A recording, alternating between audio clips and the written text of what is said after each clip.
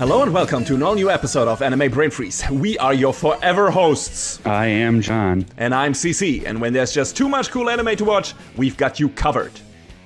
Today's episode is all about the different facets of immortality. First, we'll discuss what's happening in the second season of To Your Eternity and see what the immortal being Fushi has been spending his everlasting life on. And after that, I will talk about how the lust for immortality ruins the lives of a bunch of people in the sixth season of My Hero Academia. And since it's our season finale, we of course will give you our picks for best of the season. Sounds like a supersized episode that you might or might not have to achieve immortality for to listen to from beginning to end. So go and try to figure out how to procure the gift or curse of eternal life. But you'll only have a couple of seconds because, as usual, you'll be right back.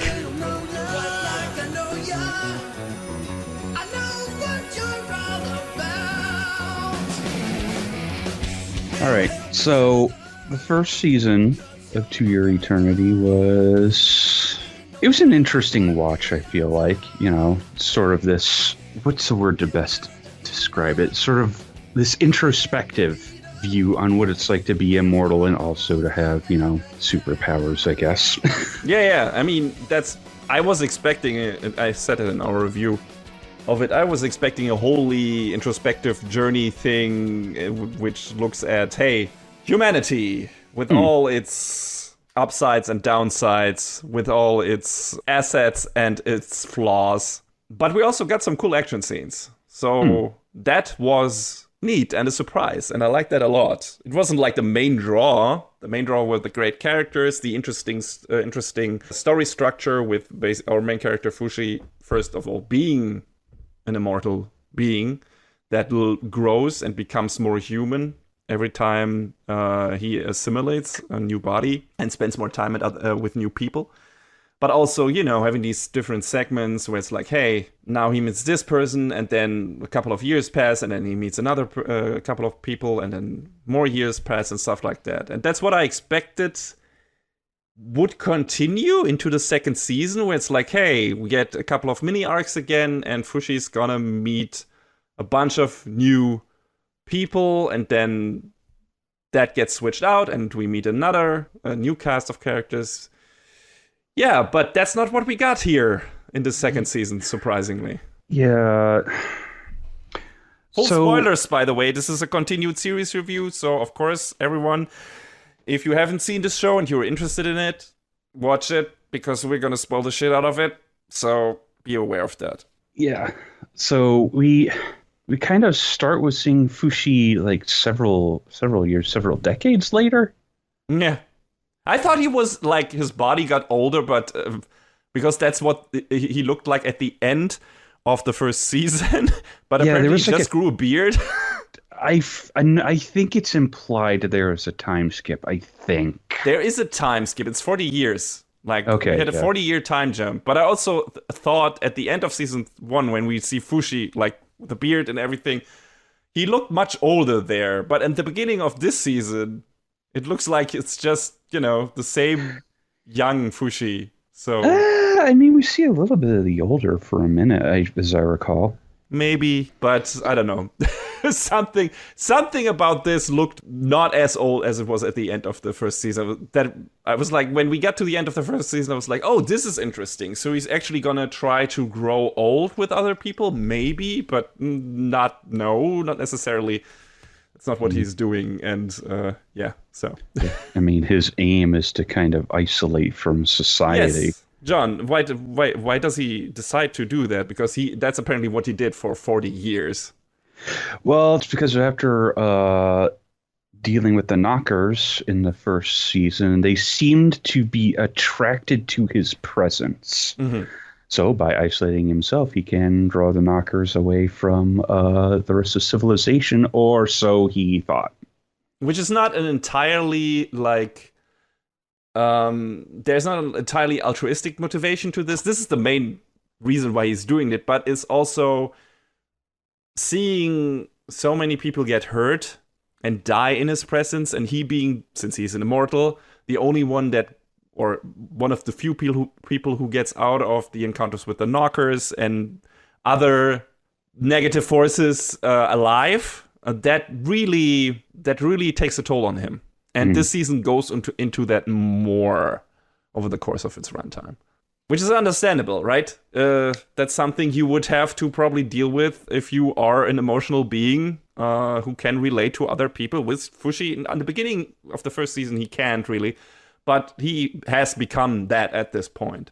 So making friends and then seeing them pass on, and sometimes violently, is of course very taxing, to say the least. I mean, he's definitely far more human now than he was previously, because of his exposure to other people and getting to know them and making friends and having a makeshift family, as it were. Yeah. And then, seeing all of that slowly getting taken away while the knockers attack, and he just sort of takes on their memories as opposed to getting to live on with them. Yeah, that'd probably really mess you up a bit, whether or not you're immortal. Mm-hmm. So he disappears to his own island, and when he finds out that the knockers are attacking other settlements and civilization, he's got work to do.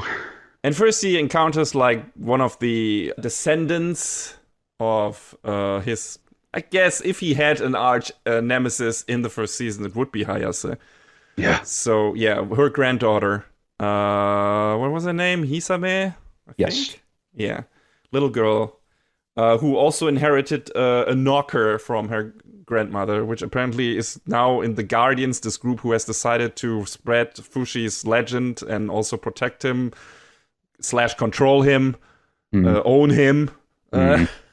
As was Haya's... it's really weird. I mean, let's just put that out there now. Yes, I mean, this is coming from a horrible person. Like, the whole motivation of these remnants of the Yanome people, like the Guardians, the religious fanatics, and, she kind of retooled that to her interest, because she... I don't even know what her main drive. She wanted to achieve her own version of immortality, I guess, by bonding with Fushi, right? I think she wanted to do more than just bond with him. Yeah. No, I mean that in the carnal sense. But let's not bury the lead here. She wanted in his pants. Yeah, and her descendants still want to do that. Like, that is their main goal, to get Fushi to bear to father a child with one of the descendants of Hayase, to be part of his legend. I don't know. It's a weird religious fanatic thing, as those things are. They don't necessarily have to make sense, but that's what they're trying to do. And Hayase has, on her, when shortly before she died or whatever, or to prolong her life, she had fused with a knocker who also gets passed down through the generations, and is also in Hisame's body at this point, and in her left arm. In fact, it gets transitioned to all the further descendants in that. Also, it stays in their left arm. And when that was revealed, I was already like, kill it. Get rid of it. No, come on, man. It's part of the Guardian's legacy. It has to stay. Shut up. It's fine. Don't worry about it. It was ridiculous. Live with the knockers. It's completely safe. This will not be a problem. It's a giant problem.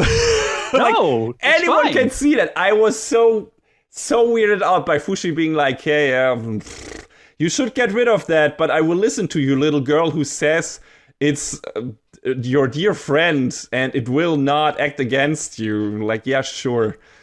You can't even control it now. What do you... Ridiculous. I mean, to be fair...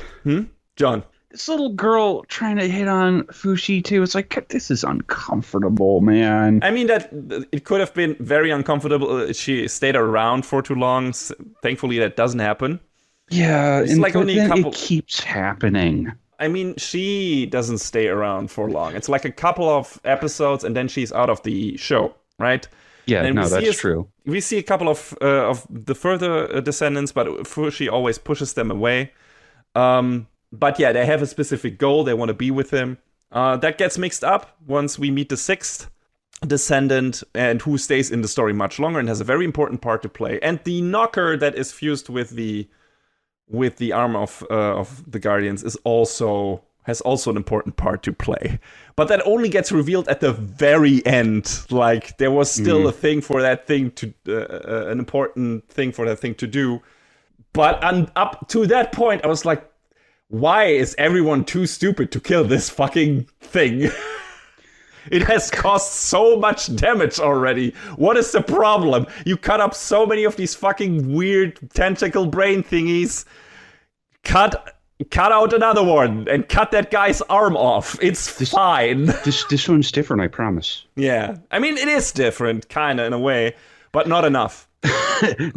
Yeah. I mean, it has a different motivation, right, than the rest of it, brethren, which is an important thing. This is one of the things we learned finally in this season, what the motivation of the knockers are. We didn't know that in the first season. We knew that they were out to get Fushi and steal all of his bodies, but we didn't know exactly why, what their main goal is, and why they also attacked humans and stuff like that. Like, what were they actually after? That wasn't revealed to us in season 1. It was one of the big mysteries. And that gets resolved in this season, as many other things are, kind of. And basically their motivation is, we need to set this up, actually. In this season, the concept of Phi is introduced very shortly, and after that, it's not much talked about, really. But what Phi is basically the soul of things, of people, of animals, whatever. Once a body breaks, the Phi is free to go where it wants to go. And that's also part of the thing, how the shit with Hayase works. Like, her fanaticism was so strong that her Phi, via a knocker, moved into the bodies of her daughter and granddaughter and further descendants, and basically conveyed her will to the future generations. So they were still kind of under her spell through that mechanic. Because her soul just was so strong that part of it could remain in her descendants. And the knockers apparently are Phi, are souls in a way, just without proper bodies. And their thing is, they're like, hey, having a body, being an actual, being with a decaying body, quote unquote, is pain, is suffering. And we want to absolve everyone from suffering. And we're out for Fushi because he's immortal, so he's the complete antithesis of this. Because his body is everlasting, so his pain is everlasting.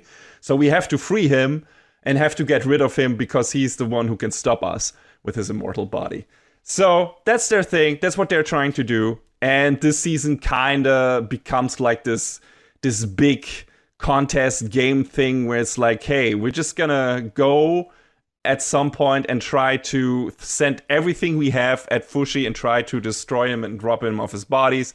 Although they have different angles that they're working on. One that is incredibly obvious to anyone, where it's like, get rid of this thing. It's obviously a plan by the knockers. Why are you keeping this around?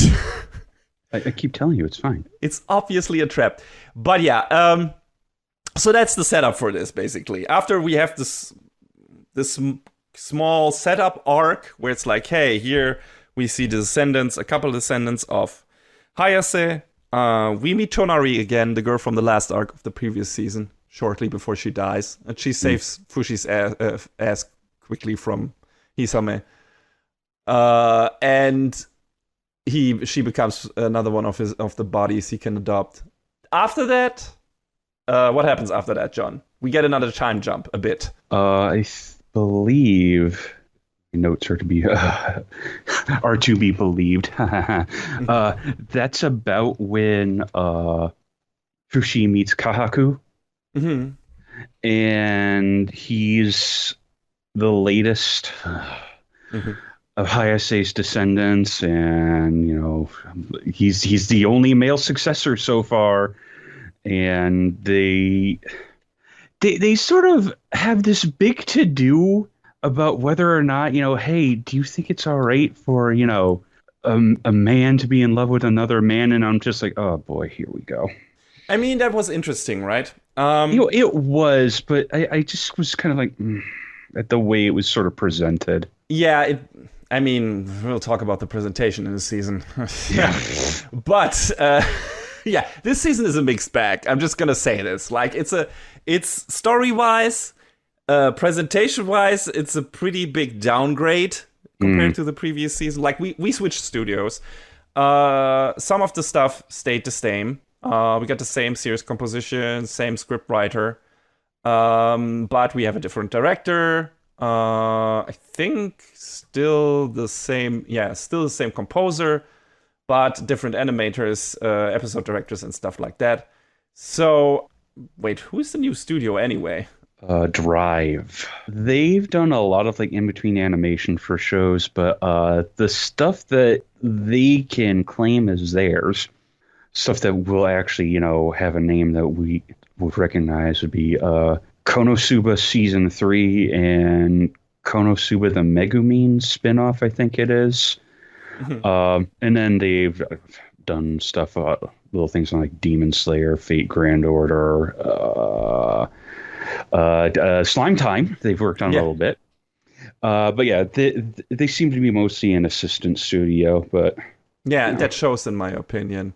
I mean, the animation in itself is not necessarily super bad or anything, but it's like, if you've watched the first season, which of course had also some low points where it's like, okay, this looks a bit stiff and everything, but it was really good at putting the effort where it needed to be, which was in the fight scenes, and then some key emotional scenes where it needed to look really good, right? It was like, okay, we need to put some effort in the character animation here, in the facial animation, stuff like that, because heavy emotions are conveyed here, and we need this to look good. And they really did good work in managing and distributing the workforce there, I feel like. Because that season looked surprisingly good, and especially most of the time, not all of the time, but most of the time, the big action scenes also looked really, really good. Strong action direction. And again, in the key emotional moments, which there were a lot of in the first season, also looked really good. Yeah, I mean, Brainspace does great work, and it seems strange that they didn't stay on to do this, but I guess money talks, because they went on to do Golden Kamuy instead. Yeah, and maybe, it was that. Maybe they had that on their plate before a second season for this was greenlit, and they didn't want to back out of Golden Kamuy or whatever. Who knows? But they didn't do this season, and it shows, in my opinion. And it is a downgrade, where it's like you have a lot of seasons. I mean, the latter half of the season, or at least the last couple of episodes of this, and we get to this, kind of become this big battle.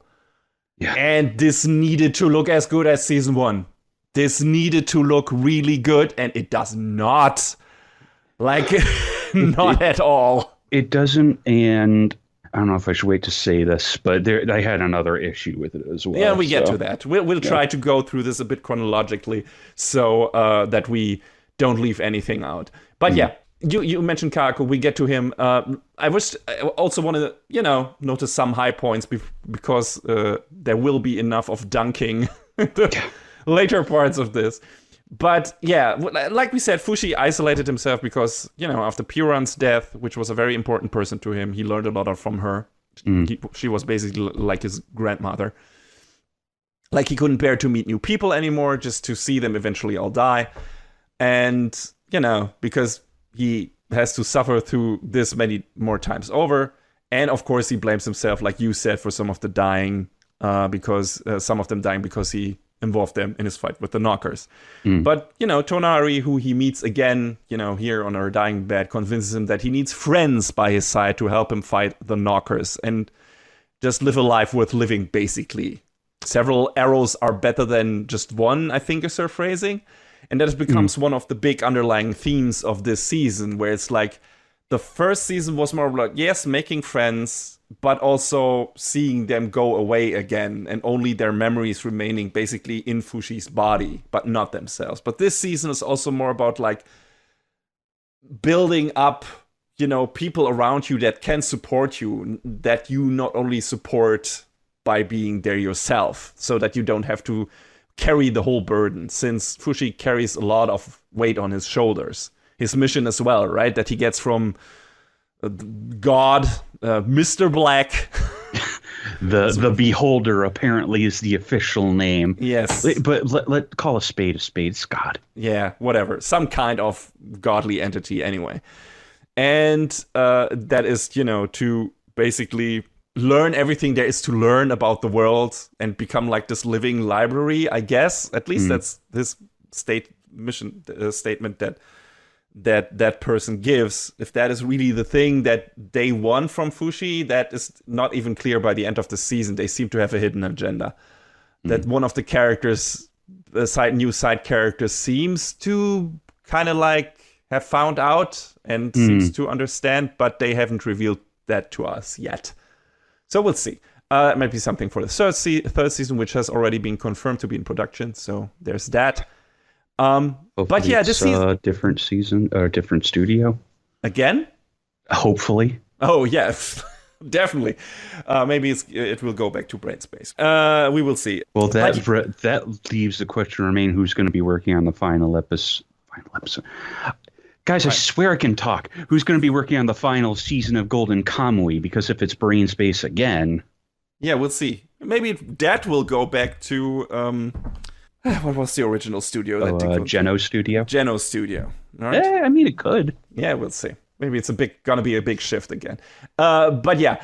So one of the most important parts in the first season was the key emotional moments, and the second season has this again. Like, for example, the scene where Fushi turns into all the people he has met when he talks to Tonari. Especially when he gets to the people he couldn't turn into before, and thus realizes that they are now dead, like Reen, the old man, and Gugu's brother. That's a really powerful scene, because he hasn't thought about that before, but now he can turn into these people, and he's like, oh shit, they're dead. Of course they're dead, because it's several years later. But it still hits him like a truck. It shows that Fushi is that stuff still gets to him. And you would assume that someone who has lived so long at this point, I think he's 240 years or something old at this point, that they would become hardened towards this, but Fushi hasn't. Like, he is still this really emotional and very human being who gets touched by these kind of things, seeing people he has met and he has befriended in one way or another leave his life, like, and not being there anymore, and realizing that. And that was a nice, powerful scene. I like that a lot. I wish it looked better. Which I will be saying a lot during this review. But yeah, that was a good scene. What did you think about it? I thought that was, it was great. It gave weight to, the fact that everyone he knew and loved they're gone. And it shows that that he has maintained some of that humanity in spite of, all the time that's passed and all the stuff that he's seen and dealt with. So, and isolating himself, right? That can also do something to your mind, but apparently he's still as empathetic. So that's good. Problem in these first couple of episodes I saw immediately was the pacing, which was way too quick for my taste. Like, the dialogue, the editing, they are on fast forward, and no scene gets to simmer a bit. Maybe that one scene I just mentioned, but also not as much as I wanted it to be. And the decreased animation quality doesn't do the presentation any favors either, like we said. So that was one of the things that completely gets turned around with it being too quick towards the later half of the season, which in my opinion moves way too slow. Or the middle part, maybe, I would say. So, yeah, the pacing in this season is incredibly uneven. And I don't know what the reason for this is. I don't understand it really, because, yes, we got a new director, but we have the same writer. It's based on the same manga. So was it all director's fault? I mean, Kyoko Sayama has directed other stuff. So I'm pretty sure she knows her way around things. You would think that. Yeah, but it's super weird, especially when you compare it to the first season. Despite it having like 3 and a half or 3 1/4 arcs felt really even paced. It felt like all the arcs got the time they needed to have to tell their stories. And here it's super weird. Like the first arc with the Hisame, where Fushi meets her different descendants, moves past super quick. And once he meets Kaku, the sixth one, that's when we basically stop time, and then it moves very slowly. He meets a lot of new people, of course, but time doesn't really progress as fast as it did before, and it becomes less of a, hey, we travel to different time periods and different facets of humanity, which I expected we would get like we would. I expected Fushi to stay a bit more in this now medieval-esque European setting, and then maybe move over to a bit early, I don't know, early 20th century after that, maybe, which we are getting maybe in the third season, apparently, who knows? But, something in between also. And yeah, we didn't really get that. Once they get to this part of the story, where we get to big castle towns and stuff like that, and kings and princes and stuff like that, the story kind of sticks with the same characters that are being introduced from that point for the rest of the season. And that's like 17 episodes of this? Well, the first season had like I said, like 1/3 of the show, of the season, was distributed to one arc. And in this, it's like a quarter at most, 1/5 maybe to the first thing, like finding Fushi in his isolation and getting him back to humanity. And after that, it's one big arc, one continuous arc for the rest of the season. And that's not what I expected from the show. That doesn't necessarily make it bad, but I don't think it's what I wanted from this show. Yeah, they kind of turned it into this big struggle as opposed to, the pensive sort of, we get to see different places, we get to meet different people in the first season. That was interesting. And this is just like, it's almost like the author had this giant pivot and it was like, well, it needs to turn into this battle thing. And maybe that was a publisher decision. I don't know. But it's just like, it really kind of betrays the story and how we got to know all of the characters from the first season. And it never really feels good, man. Yeah, until I would say to the very end, we get to that, and then we get kind of a climactic moment that feels kind of, all right, now I get what they were trying to build towards. But it was like, there was a better way to get to there, right? There was a more gripping, emotional, satisfying way to get to that point, and this is not it. And yeah, that's what I felt like. Doesn't say there aren't interesting things that are happening on the way, but overall it was like the structure of the first season and what it was doing with this concept of an immortal being basically being around forever, not being able to die, and meeting more and more people, learning more and more about the world, and making up its own thought about it, her. That was a very interesting part. And also, looking through the eyes of that person at humanity. And we get part of that in the season, but it's also a lot more like, hey, here are these characters, and now we need to set up for this battle, and now we're gonna have the battle. And that's it for 17 episodes. That's what we're getting. That's all we're getting. And not all of these characters are necessarily great, which is not a thing that I was saying about the first season, where it's like, hey, I like all of these to varying degrees. The last set of characters was maybe the least interesting one, but it was still an interesting setting where all of this was taking place with the prison island, with this fucked up political system, right? Yeah. That was really cool. Just that was a good idea arc. The other one was good. The other arcs were good character-focused arcs. So that season 1 had a lot of stuff to give. Season 2, yeah. But yeah, we have some interesting things on the way. One you already teased. When we meet Karaku, who is the first man in the line of descendants from Hayase, he's like, well, don't worry about it, Fushi. I'm gonna stay close to you, but I'm not gonna try to make any advances towards you because I'm into girls. Well, Kaku didn't account for the fact that Fushi is able to transform into girls. So promptly, when they try to stay incognito from one of the new antagonistic factions, the Church of Bennett, Fushi turns into, switches to the body of Perona. And promptly... Suddenly, I'm interested. Kaku falls like head over heels for her. Which is, yeah, we've seen this before. But it brings up an interesting topic that the show hadn't really tackled yet up to that point. We always call Fushi a he, because his base form is that of a boy-man, /man, since that's the first human he touched and transformed into.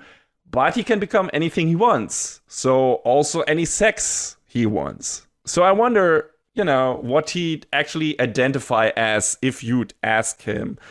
And he hasn't made a final decision on that by the end of this season, I would say, though he seems to lean more towards being male. And I think he also says that at some point, although he gives like a small modifier where it's like, yeah, I think I'm leaning more towards being a man, but only because I've been a man the longest. I haven't given it much thought, really. I think that's his statement on the thing. So I wonder. It's just an interesting topic. The problem is the show doesn't do enough with it. It's like it barely touches this to have to set up why Kahaku is falling for Fushi, although he is a man and interested in girls. And that's why what they use that for. And they do some interesting stuff with where Kahaku is trying to force Fushi into thinking that they could become a couple or whatever, and he thinks Fushi could be actually in love with him, but that's not the way Fushi feels. He's actually sickened by it, but mostly because he's inhabiting Parona's body, and Parona got killed by Hayase, Kahaku's ancestor. So it might be her body revolting at the thought of being involved with Kaku and stuff like that. All interesting topics, all interesting stuff. The problem is they bring that up and then they don't resolve that. Like, not really. Like, they bring up this topic and it's like, oh, this is super interesting. I don't know, maybe we'll talk about how Fushi is kind of like this non-binary being, right? And maybe one of his interesting journeys is, do I actually want to live my life as a man or as a woman? Is that something I'm interested in to find out? Is finding love something I'm interested in? Is finding out who I love, what I love? Am I more in love with men, women, or both? Right? That could be an interesting journey in this series. It's a valid journey. It's a valid discovery topic for this kind of series and for this kind of character. But the series doesn't really go into that, except for bringing it up in this plot context, because we need Kahaku to stick around. Aside from his mission thing, we also need him to emotionally relate to Fushi, and that's how we do it. And that's kind of the only thing they use that for, except for also saying like, hey, that's also the reason why Fushi is not really interested in that and not getting really into that is because the one body that Kaku is falling in love with in the beginning, Parona, is disgusted by the mere thought of being together with a person like that. It's weird, though, because he seems like he kind of goes back and forth. Like, dude, if you want to have a bisexual awakening, okay, fine, but can we get your story straight? Yeah, it's a bit wishy-washy. Yeah, perfect. Couldn't have said it better myself. It's like, hey, here's food for thought, but we're actually not going to make a statement on this with this interesting concept, on this interesting concept, and with our interesting character, who is like this unique opportunity to actually look at this topic in a very interesting way, because we have a character here who can be both. I mean, everyone can be both technically, right? If they feel like that, if they know what they are. But this is like an immortal being who has also a lot of time to figure this out and look at the different facets of humanity, and just doesn't know, like, from the get-go. They don't know what they are. And nobody is actually forcing them to be anything. Like, society doesn't care if Fushi is man or woman.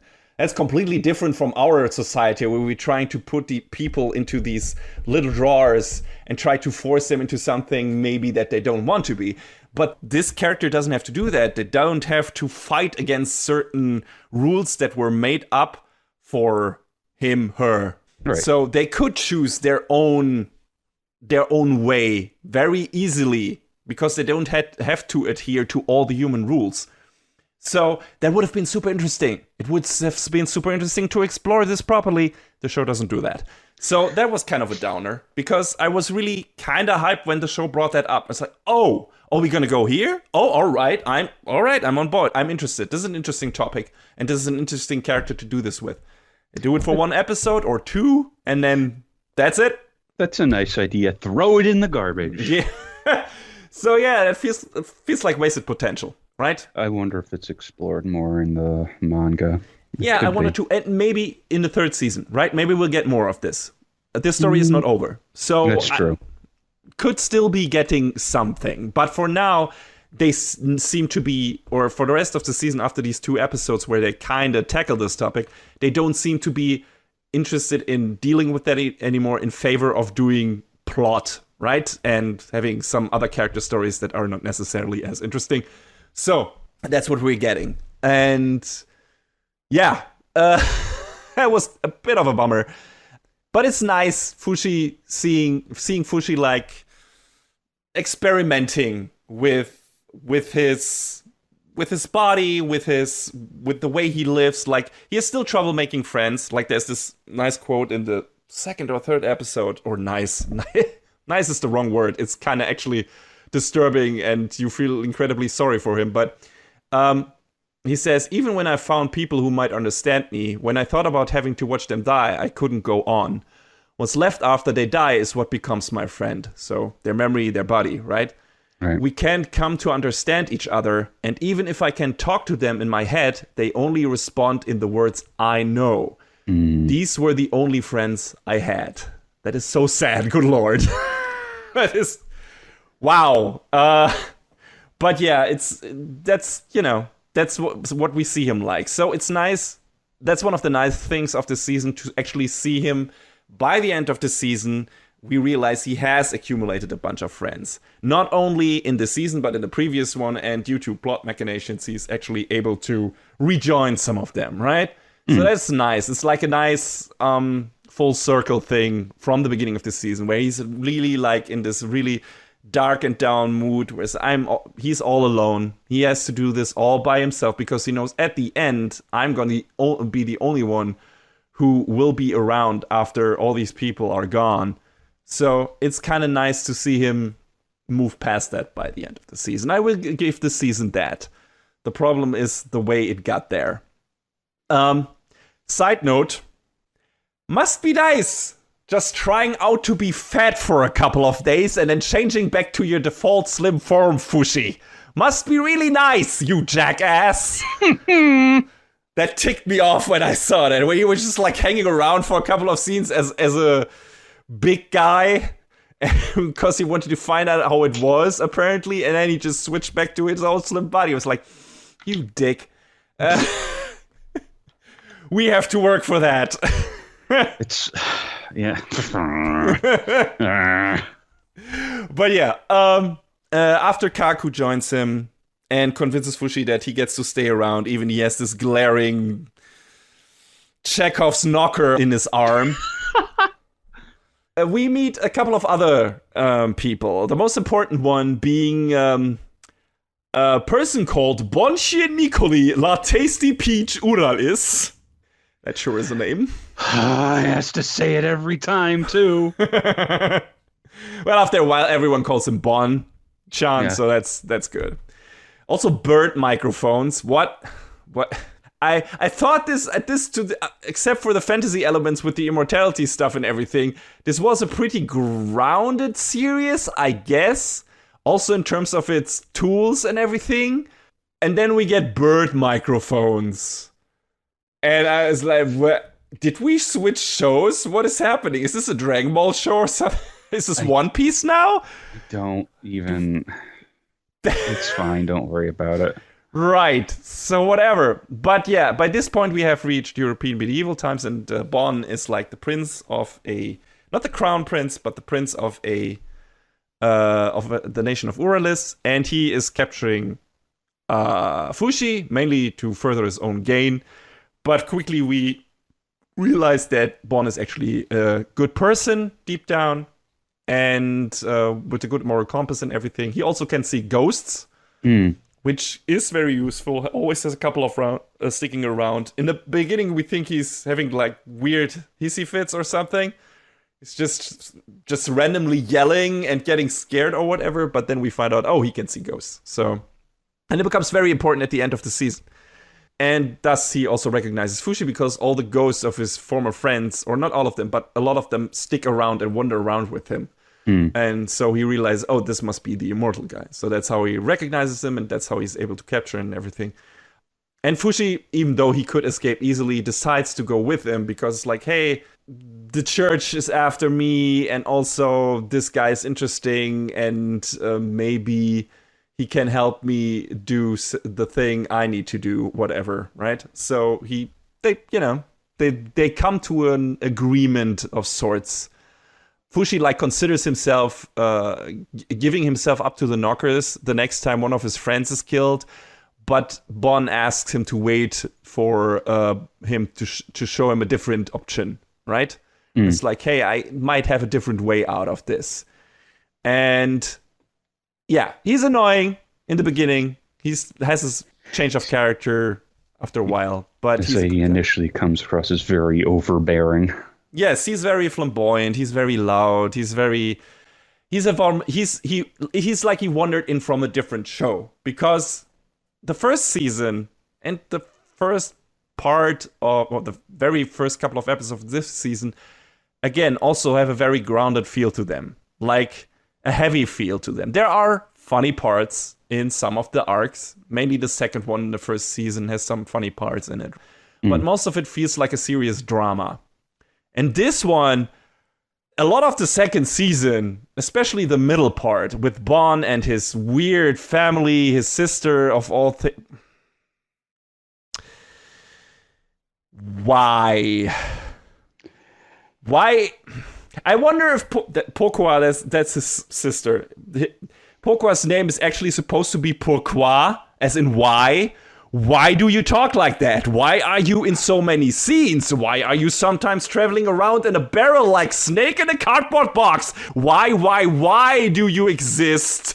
Pourquoi? I don't know, but I didn't even make that connection.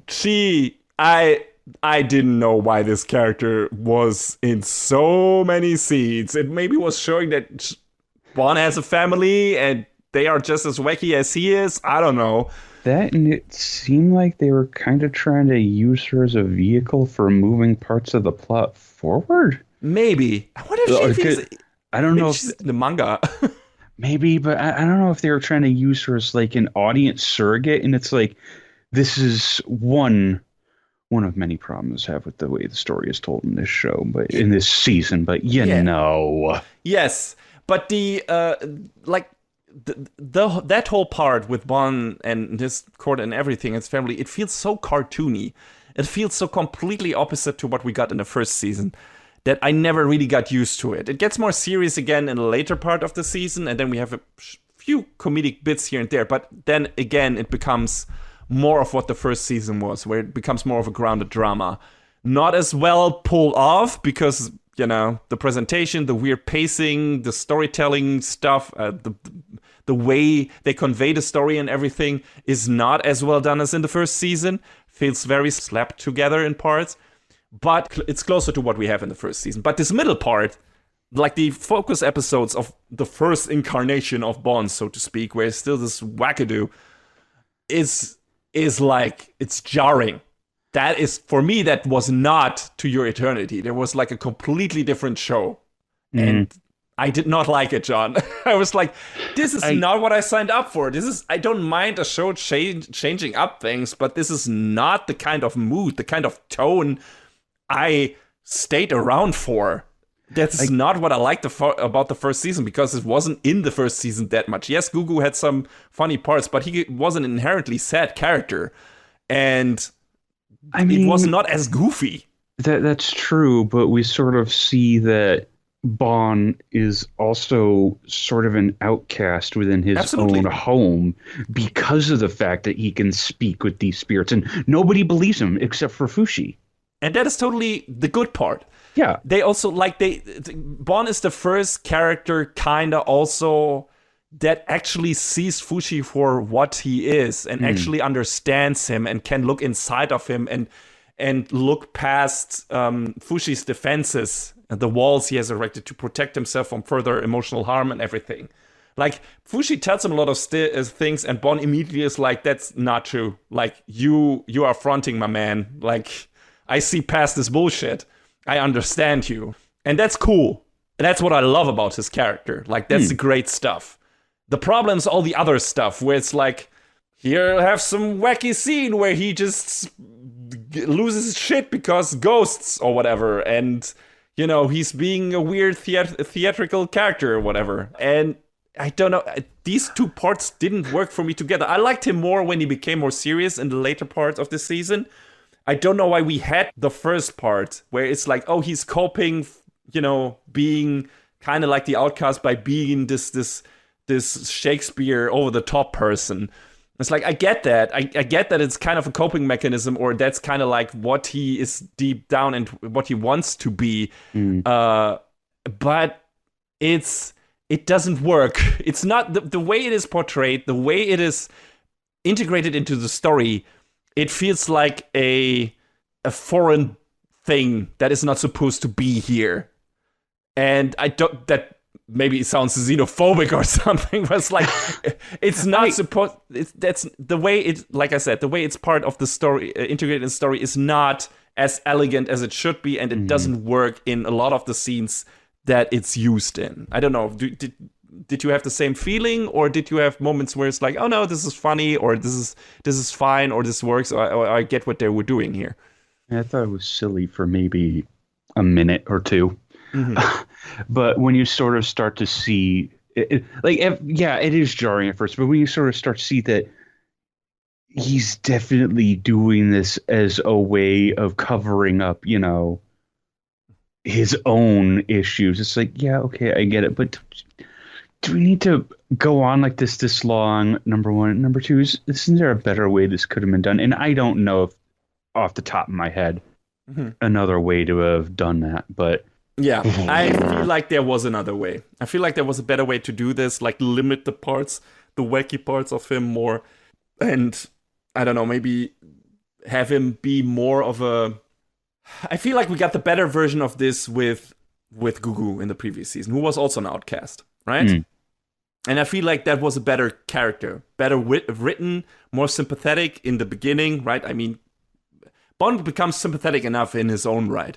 But this first version of him felt so over the top, and Gugu didn't feel like that. He felt like, hey, I'm trying to, again, cope for this, being an outcast with behaving a certain way, but it felt more like he belonged in that story than Bond does. Bond feels like he is from a comedy series, from a weird, funny Dragon Ball offshoot or something like that. And so is his entire family. Like, all of these characters don't feel like they belong in this story. Just the way that they are integrated in the story, and the way the tone is set for them. It never worked for me. So you could say Bond belongs in his own bizarre adventure. God damn it, John. But yeah, he sticks around until the end. And like I said, it gets better. It gets absolutely better. But yeah, another interesting facet that rears his head at this point is that apparently Fushi can bring back the dead by creating a new body for them that their fate can return to. But until the very end of the season, he doesn't really realize how that works, because every time he just brings a body back, it just stays a dead body. And Bond keeps the mechanic, because he has figured out the mechanics of that pretty quickly. But he keeps it from him because he's afraid that first of all, Fushi will abandon him in the beginning. Like, if Fushi finds out, he will just return to his old friends by reviving them. Hiding the truth from people to chain them to you never backfires, as we all know. Oh, no, never. But also, he's like, he wants to, for Fushi to keep his humanity. And he is afraid that if he tells him too early, Fushi might lose it. If he makes full use of this capability and everything. There comes a part of that where that is kind of actually at risk, a valid risk, because Fushi kind of finds out by himself how to do that by bringing back 3 warriors. Bon calls them immortals, but they're not. They're actually supposed to be soldiers for Fushi that he can, when they die, revive over and over, and who can fight for him at different places in the final battle. And because they're not his long-lost friends, I guess Bon feels like, okay, if Fushi will revive those over and over and see them killed over and over, it's not going to hurt him as much, maybe. But that's still, it's tearing Fushi apart, like that part of the story. And I guess we'll get to that once we get to the big battle at the end of the season. And how that mechanic is gruesomely employed.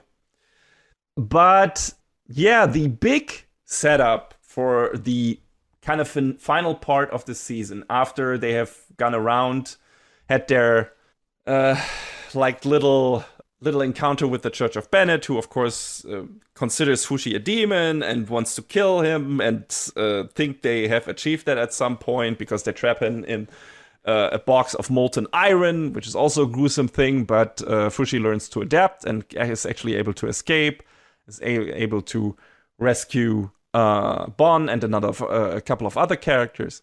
And once they have done that, it becomes a thing. They learn from the knocker in Kaku's arm, who has learned to ride on its own, basically, with Kaku's arm, that all the knockers are gearing up to attack a certain city. They're basically baiting Fushi to fight them there.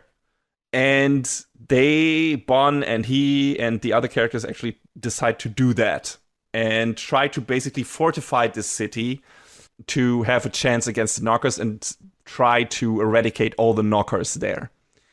So the way they're trying to do that is by Fushi actually learning how to control a large area, not just small objects that he can generate, but actually fusing with the earth and the environment around him and being able to reshape it at his own will and repair it. Once he is connected to the environment, like once he had basically taken root in the earth and connected these roots like a plant to all the different parts of the environment around him, he can rebuild that environment like he can rebuild and form specific items up to this point, like weapons and stuff like that. So that's their plan. They're gonna basically make him connect to the whole city of Renril that they get to. They make a deal with the princess there, with the king, and it's like, they don't tell them everything, of course, but they're like, hey, we're here to help you against the impending fight. And in secret, they make Fushi become like the centerpiece of the city that can control all the different parts, can protect it with different means, and can repair damaged parts and everything, can generate as many weapons as they need to, can heal people and stuff like that. So that's their big plan. And the fact that this was all building up to a big old battle was worrying to me immediately, considering the animation quality was not as good this season, or is not as good. And I also didn't like that we spent so much time in the same setting and with the same characters this season, right? Like I said, this is not what I wanted. I was hoping for a more rapid progression through the different time periods. That being said, it is neat that we get a bigger cast of characters that all get to interact with each other, because the story inevitably will move on once Fushi does. So it's not a bad choice for story and character development per se. I just like the flow and rhythm of progression in season 1 more compared to this more stagnant approach. But that's what we kind of get. We have a set of characters. We have Fushi, we have Bon, we have Kaku, but also the 3 characters that Bon recruits that will become basically human weapons for Fushi, weapons, warriors, soldiers that he can infinitely resurrect once he learned how to do that, and resurrect them in different places so they can fight in different places at once. Like Fushi also learns to make different bodies wherever he needs them at once he has taken root in the earth and connected to different parts of the environment. So he can basically use his own version of teleportation as long as all these bodies are connected to his base body through the roots. And that's interesting, but it's also incredibly fucked up because at some point the three warriors like Kai, Messar, and what was the last one? Hyro? Yes. They learn, or I think Fushi tells it to them, it's like, hey, if you kill yourself here, I can immediately resurrect you at the other end of the city. Death through fast travel. Yeah. I was like, what? That was so fucked up. And then when it happens in front of people, it's like, oh, you murder. Oh, don't worry, he's fine. It's like, what do you expect people to say to that? Exactly. And that's one of the things that I talked about when it's like, I understand what Bon's worries were. It's like, if we make full use of this ability of Fushi, then this will like tear at his humanity because you're killing people over and over again to make them fight a fight for you. But the way this is handled here, it makes it especially gruesome because we have like these three characters that have been around for a while. Not as developed as I want them to be because we barely learn anything interesting about these characters. Like, we learn a bit of background of Mesa and of Kai and of Hyro and of Bon, of course, and Bon being the most interesting one, I guess. Like, Hyro and Kai to me were like nothing characters. Mesa was the most interesting one. Because it's got connection to the princess and the way their game works and everything. But also, that gets quickly resolved by the princess dying and everything, so he only is a soldier at that point, right? Just like the others. There's not really much happening aside from that with him. And it felt like this season had more characters to work with, like I said, and who could interact with each other, while the first season had the other characters mostly grow through their interaction with Fushi. But here we also have these side characters interact more with each other. And that was obviously an interesting thing. But a lot of these characters are incredibly underdeveloped. And we get like a background story of like, I don't know, 2 minutes or 3, and that's it. And then their weapons. And that's doing them a big disservice, and the story a big disservice. Because then when the big emotional moments hit for some of these characters, when they inevitably die and stuff like that, these moments don't hit. They're kind of like, okay, that sucks, but also the show never gave me any reason to care that much for these characters, or as much for these characters as I'm supposed to care for them, because they are literally disposable, which also is a theme. Like, Fushi shouldn't treat them like that, and he doesn't want to treat them like that, and it really destroys him emotionally. But for us as viewers, it's like, Fushi has obviously spent more time with these characters. We only get small glimpses of them and their interaction with each other. And these glimpses are not enough. And we only get glimpses at why these people care about this fight. And it's not enough. It's not enough to get us a real feeling for these characters. We get it for Bon a bit, but we don't, like I said, we don't get it for Hyro, we don't get it for Kai. We get it a bit for Mesa because he's related to the princess. He's her big brother, in a way, and that makes sense. But also they after a while, don't have enough interactions. And that big sad scene with them is also not as potent and as gripping and as like stomach turning as anything we had in season 1, where like every arc, or at least the first 2, had like one scene that really got to you, that really fucked you up, and that really had you in tears. And none of the scenes, except for maybe one of the very final ones in the season, had me at that point. I was kind of like more of a passive passenger here in this season. I was not as engaged as I was in the first season. I was really engaged with the first season. Wasn't so much with this one. How did you feel about these? I mean, you already told us what you felt about Hyro and Kai, but in general, the cast of characters that we got in this. Because we got a lot more. I haven't mentioned them all, and I won't mention them all. But we got like Kamu and who else? A bunch of the soldiers we see, and they get a lot of screen time, but also we don't learn anything about them. And the church guys and stuff like that. And we never get any real interesting drive from them except them being fanatics, which we already had with Hayase and which was a much more interesting character in the first season. So, I don't know. I mean, there's also that girl, Echo. Yes, Echo. Also, another example. Kind of there. Interesting setup, right? She's like from this group of pod people who convey their emotions to these clay pots and everything. Interesting concept. And she's there. Fushi rescues her from a circus thing. Her brother dies and everything. But she becomes his adopted daughter in a way. And then, like, they have like a couple of interesting scenes where she does a neat thing for Fushi, like once they get to the city, and tries to get him to relax because he's been overworking himself in trying to fortify the city and everything. And she cons him into coming to have a dinner with them and everything. That was a nice scene. And also, she's one of the things where the animation sometimes shines a bit, where we see her standing on top of or sitting on top of a wall and everything, and her hair is blowing in the wind. So she had some moments where the animation looked nice. But aside from that, there was they didn't do anything with her. Like, even a scene where she passes is like very much not entirely off screen, but it's like apropos. It's like, oh yeah, by the way, she died. I just felt that her pain ended. I was like, what?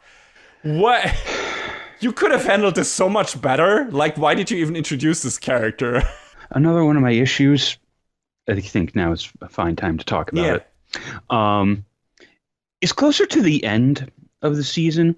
We just have these stretches where it's just the telling us things. Yeah.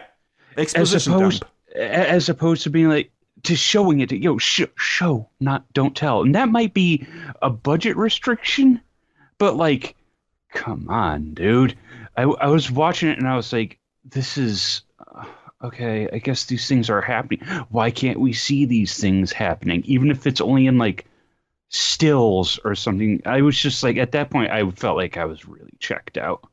Yeah, it felt like they really tried to focus on the plot progression and just adapted probably the manga panels. And the manga panels probably had explanation in them because you don't have time, you don't have enough space to convey everything with just the images. I mean, you can if you're really good and know what you're doing, but sometimes mangaka shows exposition, text bubbles, and so on to convey some parts of the story. I feel that's one of the big problems that Togashi, like the guy who writes Hunter x Hunter, has, and that was plagued the adaptation of the Chimera Ant arc from the recent anime adaptation, where they just really adapted apparently the manga panels and had a narrator explain the fights to us.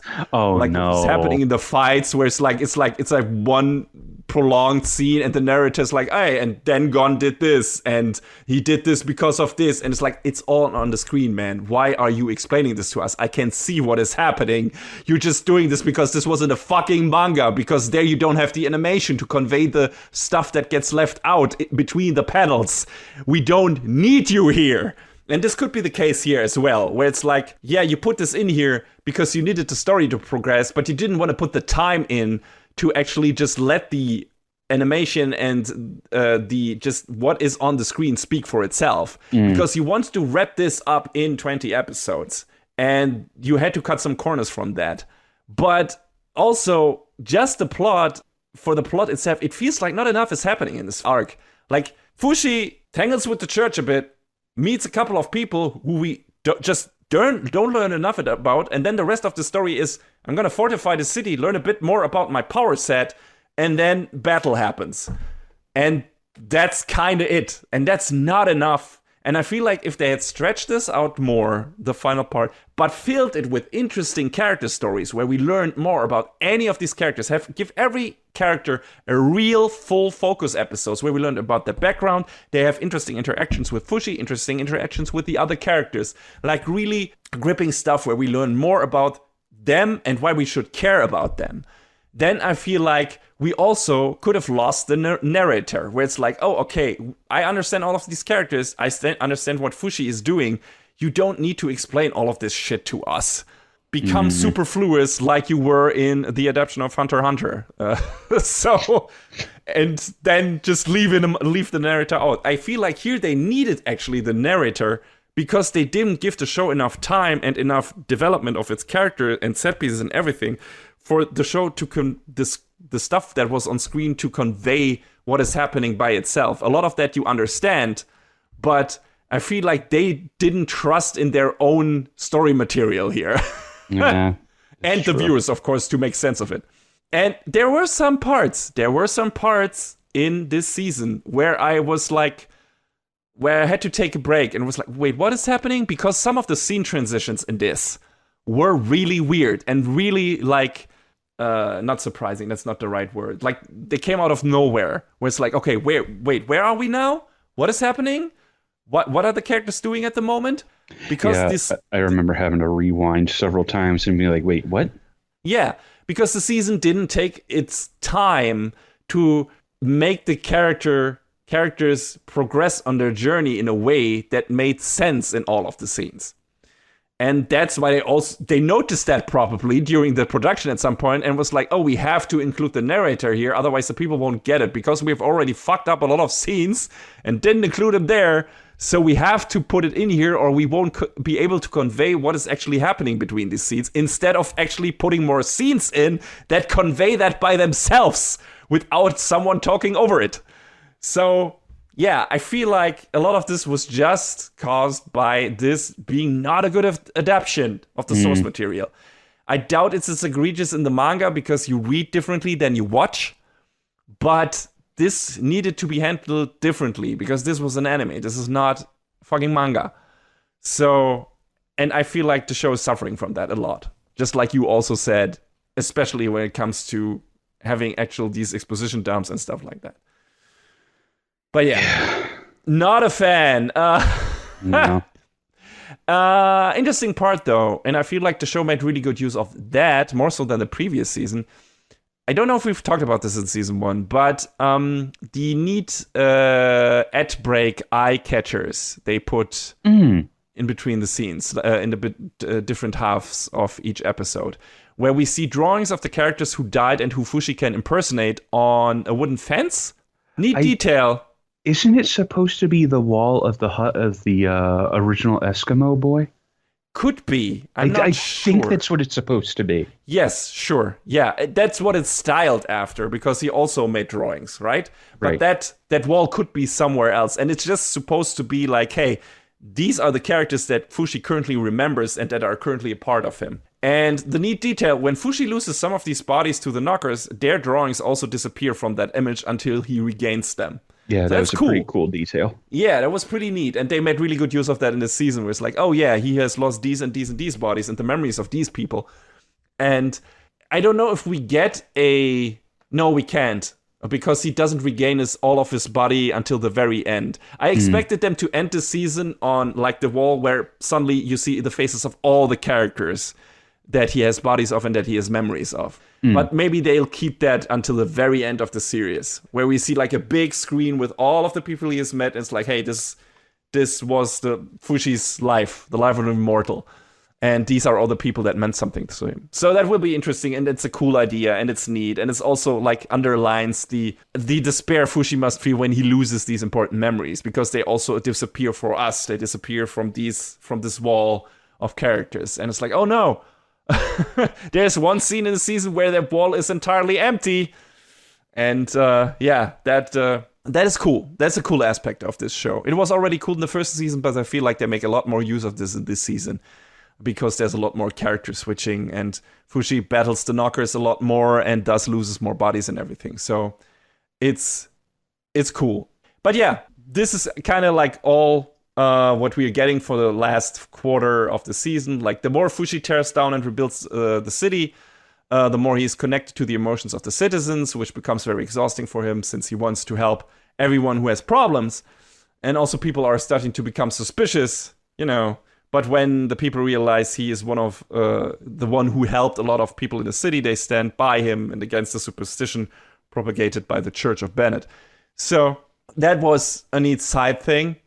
But yeah, the problem with all of this is it wears Fushi out, right? All of this. And once the battle actually starts and people start dying, and Fushi tries to be everywhere at once, and he tries to revive his soldiers, he tries to repair the city and everything. He feels all the pain of the dying people and everything. He notices, oh no, more people disappeared, because he can feel the entire city. He can feel all the people, and he feels when they disappear, so die.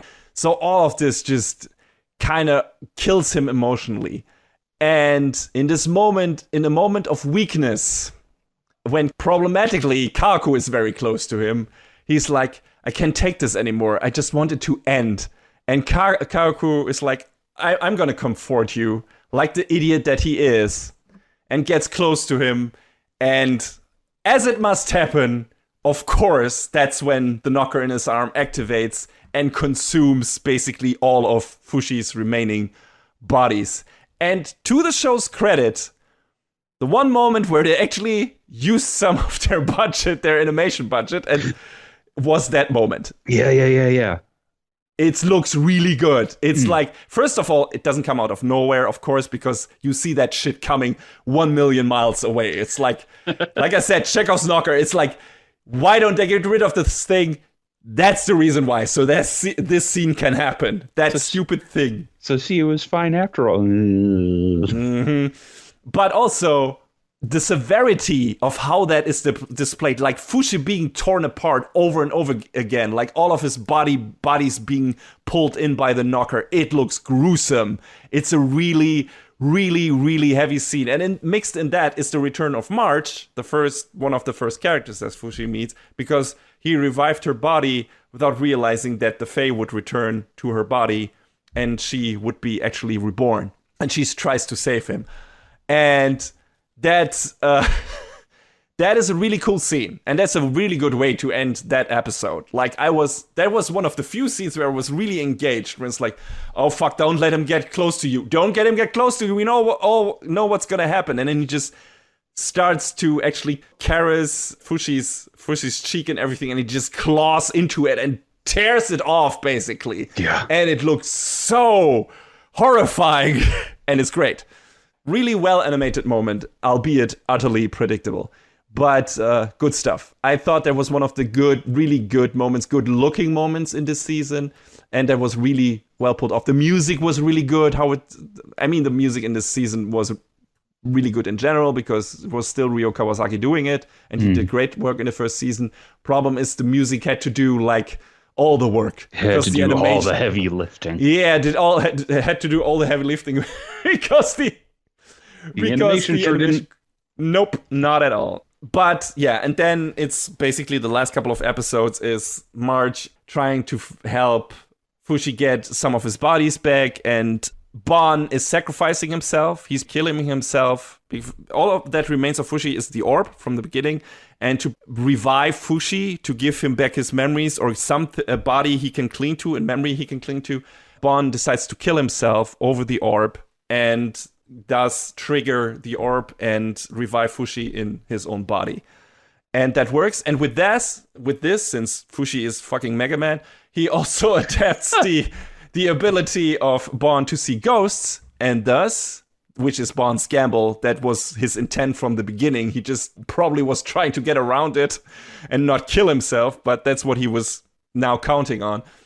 Fushi can see all of his friends, because were sticking around as ghosts the entire time. Like, not all of them, but a lot of them. Tonari was sticking around. March was sticking around. Gugu was sticking around. The fucking bear was sticking around for some reason. Listen. Oniguma, he was a friend. He was a friend all along. Absolutely. He's a good boy. Like, he made friends with March as Ghost Bear, and they became ghost pals. And once he gets revived, he's like fucking up the knockers left and right, and it's great. And yeah, so that's happening, and Fushi is like, holy shit, you're all there. And then he revives them, and Gugu hugs him, and Tonari has to hug him, and March is hugging him, and that scene was great. Yeah. That was a really nice, climactic, cathartic scene. That was something that the show was building towards. Apparently, I didn't see it from the beginning. It was like, oh, this is where we were going with this. Like, he had friends all along. They were all with him the entire time. They didn't leave him alone. He just couldn't see them, but they were with him the entire time. And now he actually gets to see them. And that, of course, gives him the power that rejuvenates him. He's not doing this just for himself. He's not doing this for his mission. These people, the connections he made, they're still valid. And his power actually can give them the chance to live a life of their own again and not just for him. And that's great. And that was a really good moment. Like, at first, I was like, before this happened, I was like, all of this should hit harder. Like, the various character deaths, Fushi's despair, March's return, Bond's sacrifice, and everything. But it didn't as much as in season 1. But that moment... That being said, like that, the cathartic climactic moment of this season where Fushi, to Bond's sacrifice, gains the ability to see the ghosts and his friends and is able to remember and revive them, works really well. All of these people and one giant bear decided to stay in reality instead of moving on to heaven, which is a key mechanic. You can only revive people if they decide to not move on into the afterlife. If they decide to stay around and stay with the people that they care about. And then their fate can, once they have a body to return to, possibly a familiar body, I guess only that works, only their own body works, they will do that. And that's how it works. Like, for Fushi's sake, his friends that died decided to stick around, and thus he can revive them, because he's so important to them, because he's mattered so much in their lives that this is more important to them than moving on to paradise. And that's a powerful statement. That's great. That speaks for love. That speaks for character connections, and that speaks for Fushi's humanity and what an influence and effect he had on the people in his life. Good moment. Absolutely good moment. Could have been a great one if the lead up to it wasn't so weirdly fractured. Do you agree, John? Yeah, 100%. But did you like that moment? Like, did it work for you? Yeah. Yes and no. And I say only no because I feel like in storytelling, there is power in death. Oh, absolutely. And when you take it away, it sort of like removes its meaning. So it's like, yeah, all of Fushi's friends are back. Yeah, that's nice and all. Their death didn't have any meaning to begin with. Yay. There was, I forget what it was. There was this video a while back. It was a Jeff Thu video about letting Goku die. It's that. It's always that. Yeah, that's true. I mean, it kind of devalues parts of the first season, when they die and how they die, but not all of it, in my opinion. But because that still was part of Fushi's journey, that was still part of him having to learn what loss means and being so attached to characters and love characters and feeling sad, like really being emotionally destroyed by them leaving your life and everything, and being able to cope with that. And him also in the second season trying to run away from that feeling, but also still not being fully able to. In his moment of weakness, yes, someone actually tried to exploit that, but that moment of weakness would be normal for anyone. But he's still, I feel like their deaths and the time he spent with them were important to his journey and the character he became. And thus, them returning is still just, I feel like, a bit more earned, as if this was just one of those Dragon Ball stories where it's like, I'm gonna revive you because I beat up the bad guy, which is not what happens here. Yeah, that's true. So I feel like this was more valuable. Still, I agree with you that having a revive mechanic in a show always devalues the character deaths. Not all of them, because some of them stay dead. It's not like he can revive any character, because that's not how Fate works. Because if these characters decide that they're gonna leave, which I think the princess stays dead, right, because she's already moved on, and a couple of other people too. Some of them, more than others, feel like they've earned to be revived for the purpose of showing Fushi that he was not alone in his journey, that he made friends along the way and that they stuck around for him, and that his existence is not a sad, lonely, superfluous one, and that he's not only a vehicle for Mr. Black to do his mission and everything, right? He is human after all, and he did good for these people. He did good by these people, and they reward him with love and with supporting him, even in death. They didn't have to stay there, and that's they made a choice because of him, right? And they couldn't have made that choice if they didn't die. So that's why I feel like this is a more valuable version of this story with a revive mechanic in it. So I'm fine with it. I see your point, but I've also seen stories that devalue character deaths much more in anime. So I'm okay with it. Yeah, actually, at this point I was still, why is everyone too stupid to kill Kaku's knocker? Because they actually let him walk away with the rest of Fushi's body. It's like, what are you doing? And I assumed he still had a part to play, and he does, and I guess it's fine. He just makes a lot of bombs, then goes to the Church of Bennett, lets himself get thrown in a pool of molten iron, and then blows up the whole fucking church. It's like, okay, this is the best ending you deserved, I guess. There was a better story for you in this, definitely. There was a more interesting story for you. But I guess this is the part you had to play. I guess I should feel sad about you because you were only partially responsible for this, but you were responsible for this, so whatever. I guess that's fine. I really didn't feel anything about him dying that way, but it was good that he eliminates those fucking Bennett fanatics. Right. So it was okay. And Fushi, of course, then regains all of his bodies. So that was fine. But yeah, Hayase's bloodline just sucks. Oh no, and now it's all gone. How sad. I wonder. I hope so. I mean, he was There is absolutely no way it can continue into the New World arc. I guess not. I mean, the knocker is dead, right? That was passed on, and I feel it's gotta be. I mean, like part of Hayase being able to transmit her will to her descendants was the knocker being around in their bodies. I think, if I understood the mechanics correctly.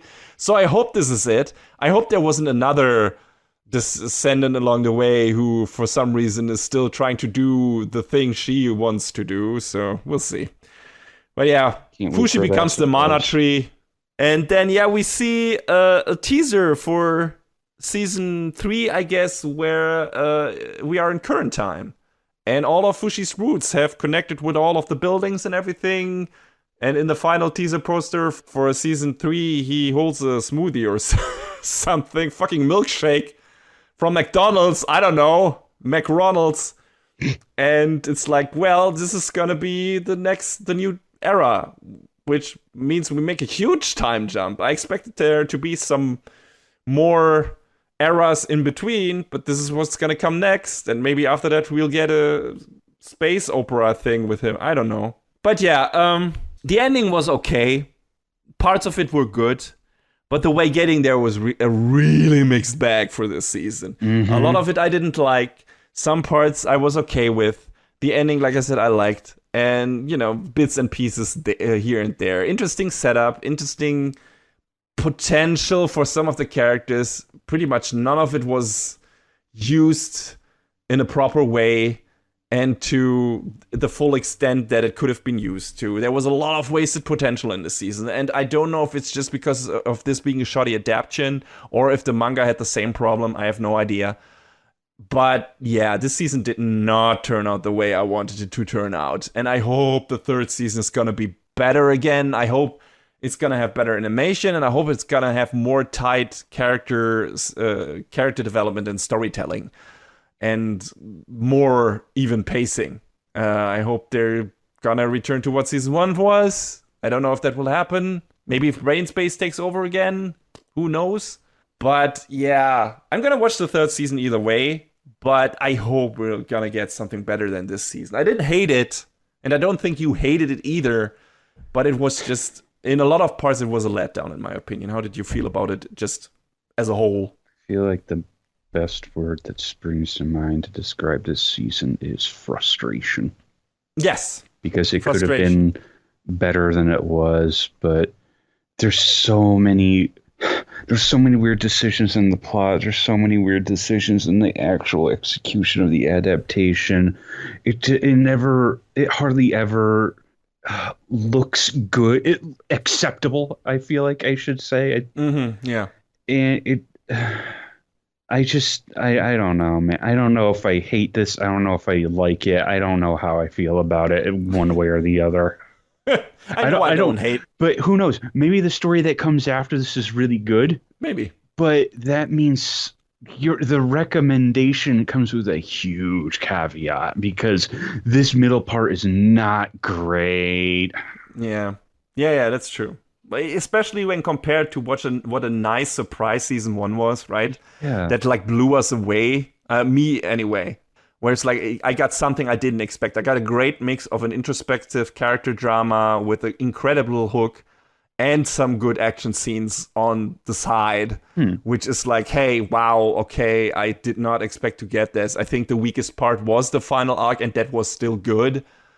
And yeah, incredibly strong antagonists in certain ways, incredibly off-putting, and just great characters, great character stories. And this season didn't have anything like that. It didn't have a super strong antagonist that you could fully hate. Like you could hate Hayase. Like Kako is problematic, but I didn't hate him. He was just like, Yeah, Kako kind of goes back and forth between like, okay, you're an idiot kid, to yeah, I guess you're all right too. Okay, no, you're really an idiot kid. Yeah, right. So you never really got him pegged. You never really know how to feel about him. I couldn't engage as much with this season. Yeah.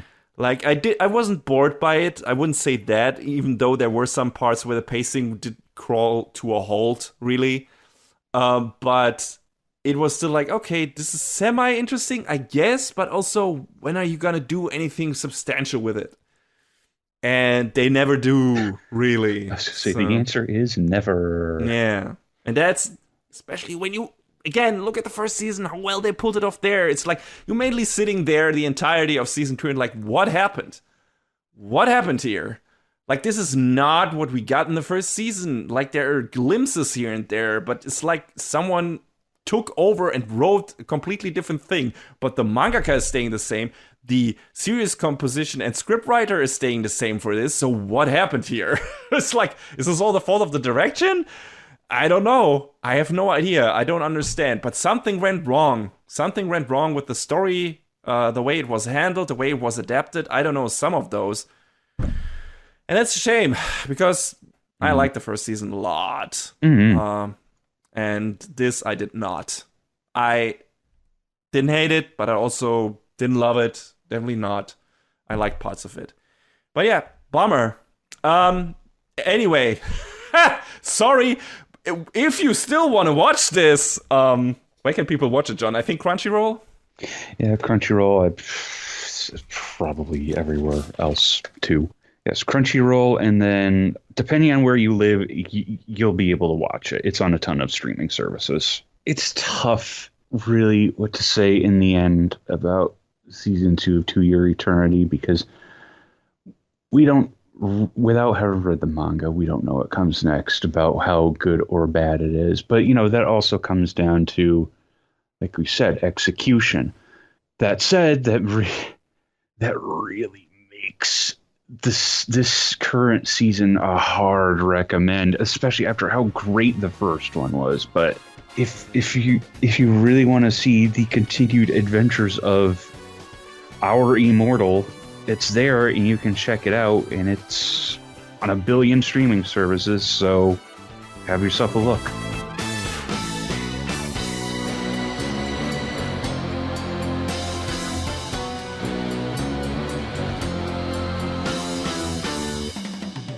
All right, yeah, the 6th season of My Hero Academia. I was not anticipating to do a full review of this because, as already established in the past, we didn't want to really do those anymore for continued season, because usually this turns into us just reciting the plot without having someone to talk about said plot. It becomes more of a monologue thing than a lot of my reviews anyway turn into in general. So we try to avoid that. But on this season, I had a lot of thoughts for several reasons. So I felt like a full review was in order.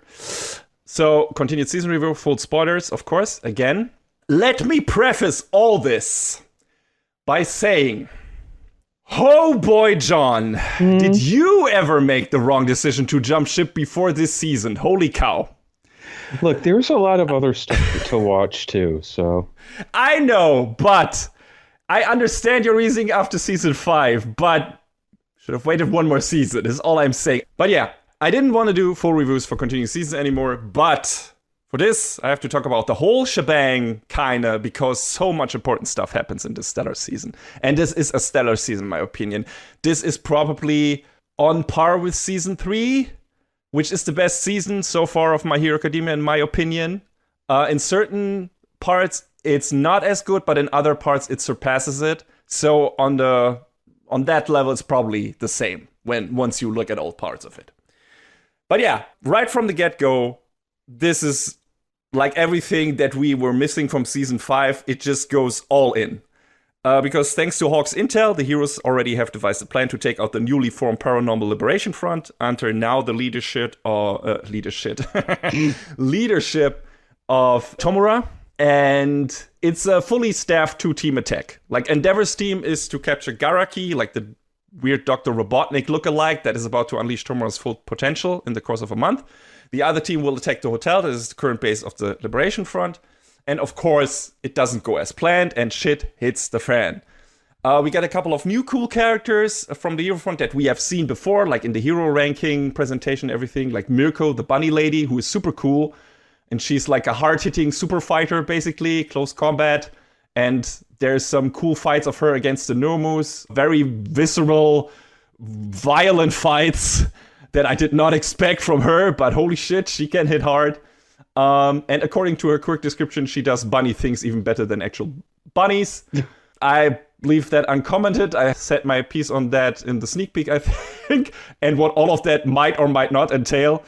But yeah, we get some fights of her against the high-end Nomus, and those are great. The new OP is great, going all in on the onomatopoeia, and it's a cool thing. Jiro and Kaminari are apparently now a thing, because there's some sparks flying there in more ways than one, so that's interesting. So we get some relationship evolution on our main characters, which we also wanted from the 5th season and didn't necessarily get all of that. But yeah, a lot of shit goes down immediately, like in the first half of this season. There are a lot of characters taken out of the show in one way or another, and you know what that can mean and will mean. I won't say who these characters are, but expect a lot of people being at least severely hurt at best. And there are a couple of characters that definitely have been around for a while, and there were some really harrowing moments where it's like that fucked me up good, like in the season, which was kind of what I was missing from the previous outings, like 4 and 5. It's like, yeah, this is good, at least partially to me, but I was still missing the stakes. I think you were also missing some stakes in certain regards. Yes. This season has this in spades. Like, the stakes have never been higher. There's so much shit happening, and a lot of that shit is terminal. So it happens as it must happen, right? Because Tomura is prepared to become like the ultimate warrior for the Liberation Front, and he awakens, though be it incomplete, but he goes full Tetsuo from Akira on everyone. Red Cape included, actually. He unleashes his powered-up decay quirk and instantly destroys a huge part of the city. And a couple of heroes while he's at it. It's incredibly well directed. It's a terrifying scene. It's a sight to behold, and it's really magnificent. Like, Bones goes all out on that shit. It's like one of the things that have been teased in the previous season, season 5, when he unleashes his full power, right, and destroys this weird offshoot hero city that they're at, but this is a much grander scale, and it hits like the entirety of the city that has been our main setting for so long. And it's terrifying. And to see him at almost full power and what he can already do with that, even though he's incomplete, is just, this is a real supervillain. And not only have his powers increased, he now also has all the quirks, all for one, stockpiled at his disposal, and he has the increased physical abilities of the top grade Nomos. Like, he's a true monster. The only thing left for him before destroying everything is getting the one great power his master couldn't get his hands on, and it, of course, is one for all. So he's going after who else but Deku, Midoriya, while the other heroes are desperately trying to overwhelm him with numbers. And shit is tense. Like, you cannot imagine how tense shit gets once Tomura has actually set his sight on Deku. And the only one who can make even a dent in Shigaraki's power is, of course, Eraserhead. So the heroes are busy protecting him as well and making sure that that Tomura doesn't snatch up Midoriya at the same time. So this is a battle on multiple fronts at this point after shit goes absolutely haywire. And what's interesting is that Shigaraki seems to be taken over by the remnant will of All for One he inherited with his powers. He tries to mentally emancipate himself and, determines for himself that it is his own power now and he will follow his own goals. But due to several reasons, I doubt that he's actually able to pull through with that, and that All for One might win out again, and that the future goal is to pull him actually out of there and get him out under All for One's grasp, which could have always been his trajectory, given what we learned about him and his origin in season 5 and everything. But yeah, a bunch of, the battle becomes bigger and bigger because Shigaraki also reactivates Gigantomachia, of course, and something you wanted from the previous season, Sean, and you were wondering, why did we spend so much time on the training missions and everything, and the weird fight between class 1A and 1B and stuff like that, throwing all these characters at us? The reason is, now all of these characters have to work together to stop Gigantomachia. Even the training session in season 5 that we both kind of hated because it didn't progress the story at all and not really the character development at all. But all these characters are part of the effort to stop him, and since we have already met them, they are not just faceless heroes now to us. So this, again, stakes, and it works really well. I like that a lot. And also, this battle comes with its own set of tragedies and losses and everything. So, like I said, it's just, stakes have never been higher. Yeah, we learn a lot more about Shigaraki than we initially knew. That Shigaraki's grandma, aka Gran Torino's pupil and All Might's teacher, decided to abandon her child to protect him from All for One. And ironically, this led to the creation of All for One's successor in her own grandson. And there's a great emotional flashback scene between her and Gran Torino, where we see Gran Torino in full buff form, which we have rarely seen since, he's the small grandpa Mega Man looking guy. And it's cool to see that, and also sad to see that background and what her decision led to and everything. There's a bunch of shit happening in the later part of this battle that I don't want to give away if you're still maybe going to watch this, John. But let's just say, again, some of these things you won't see coming, and they hit me hard. Important development in regards to the character relationship between Bakugo and Midoriya, which is also something that they progressed to a certain point and then put a stop to it a bit, but he finally admits that he bullied Midoriya because he couldn't deal with his own weakness, which is, of course, an important part. And when All for One takes over Shigaraki's body, Bakugo, just like Deku, when he rushed to save him from the slime villain, doesn't hesitate and pushes Deku out of his way in a very important situation. So they become kind of more of a parallel to each other than they were before. And it's really interesting. And I like what the show did with them in this season. We get more of this later on. All of this kind of culminates with all of these different parties converging, the leagues of villains, Shigaraki, the heroes, the leftover heroes, leads to the big reveal of this season, which I can talk about because you already spoiled that for yourself. Yeah, I did. Yeah. And that is that the League of Villains fire guy, Dabi, reveals himself to be Endeavor's firstborn son, Toya. Yep. You knew that. Yep, because I was looking something up, and it was like, oh yeah, he's also this, and I was like, God, to see the internet at large has still not gotten down the idea of spoiler tags.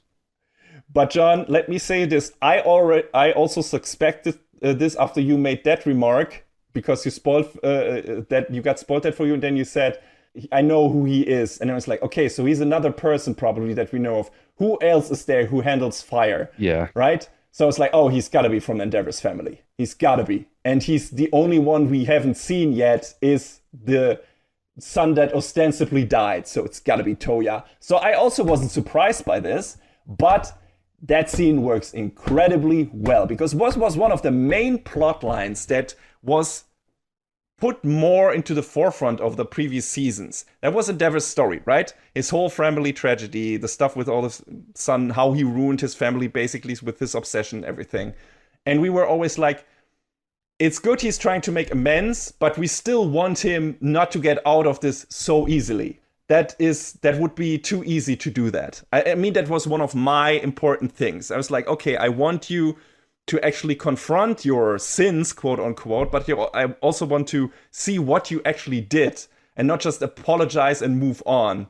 And this is what's happening in this season. Like, all of his sins finally come back to haunt him. Again, I always wanted him to make massive amends, which he has started to do, but it's always nice to see him get completely emotionally annihilated when Dabi reveals himself as Toya and lets the whole world know about the dirty laundry of his family.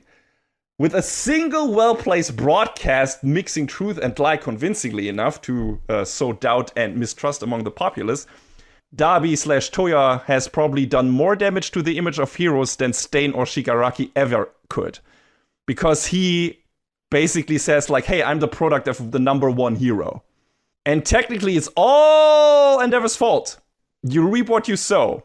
Mm-hmm. And Dabi is so getting off on mocking his father and his brother while fighting them. He has gone completely insane, and he's loving every minute of it. It's terrifying and horrible to see this done to Shoto, but it's also very thrilling to watch. It's a tense scene, it's a tense season, even up to that point, and we're not even done yet.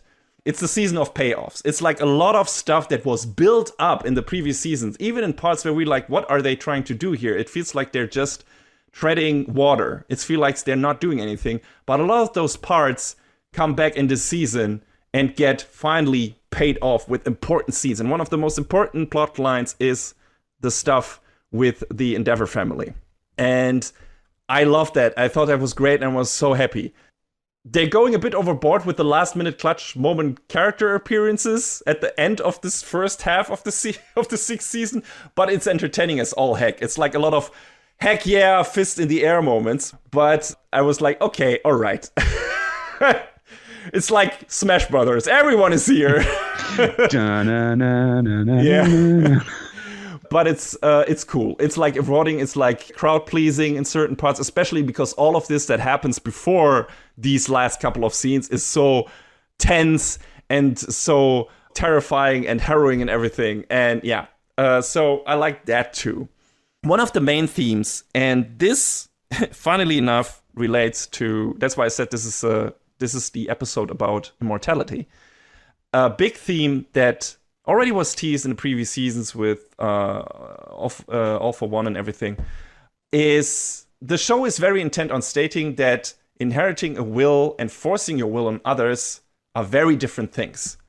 That choice is everything. Just like, with Fushi's friends in the review of To Your Eternity just a moment ago, chose to stay by his side and thus, I guess, become immortal in their own right. Here, choice is also everything. Like, Deku chose to accept All Might's proposition of becoming his successor, But both Endeavor and All for One try to artificially extend their legacy by forcing their will on others. Endeavor did it by torturing his family to create his ultimate prodigy that could carry the family name and become the number one hero if Endeavor wasn't able to succeed becoming the number one hero himself. All for One takes it one step further by literally engineering a new vessel in the form of Shigaraki, born from tragedy and manipulated into becoming a pawn in All for One's game. Endeavor was content with living his dreams and gaining immortality through someone else fulfilling them, which is sinister enough. But All for One wants true immortality with no regards to the person that considers him something like a father figure whatsoever. Like, again, true monster. Like a horrible, horrible person. We knew that, but this season really emphasizes that and shows you all the terrifying aspects of that.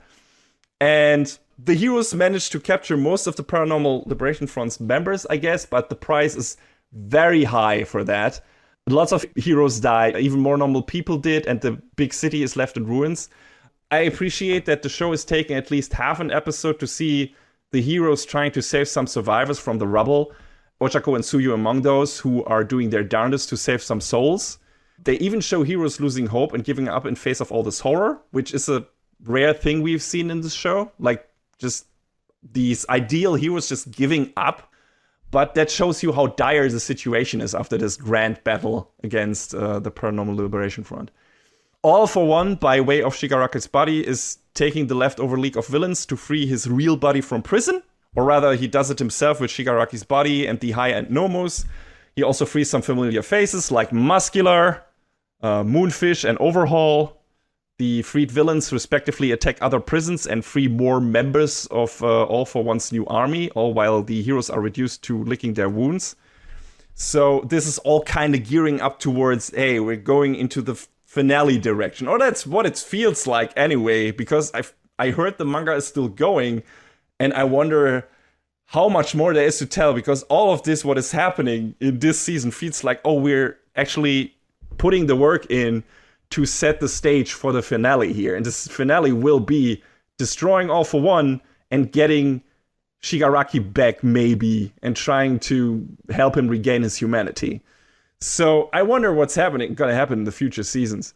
But yeah, All for One intends to completely take over Shigaraki's body and transforming it and everything.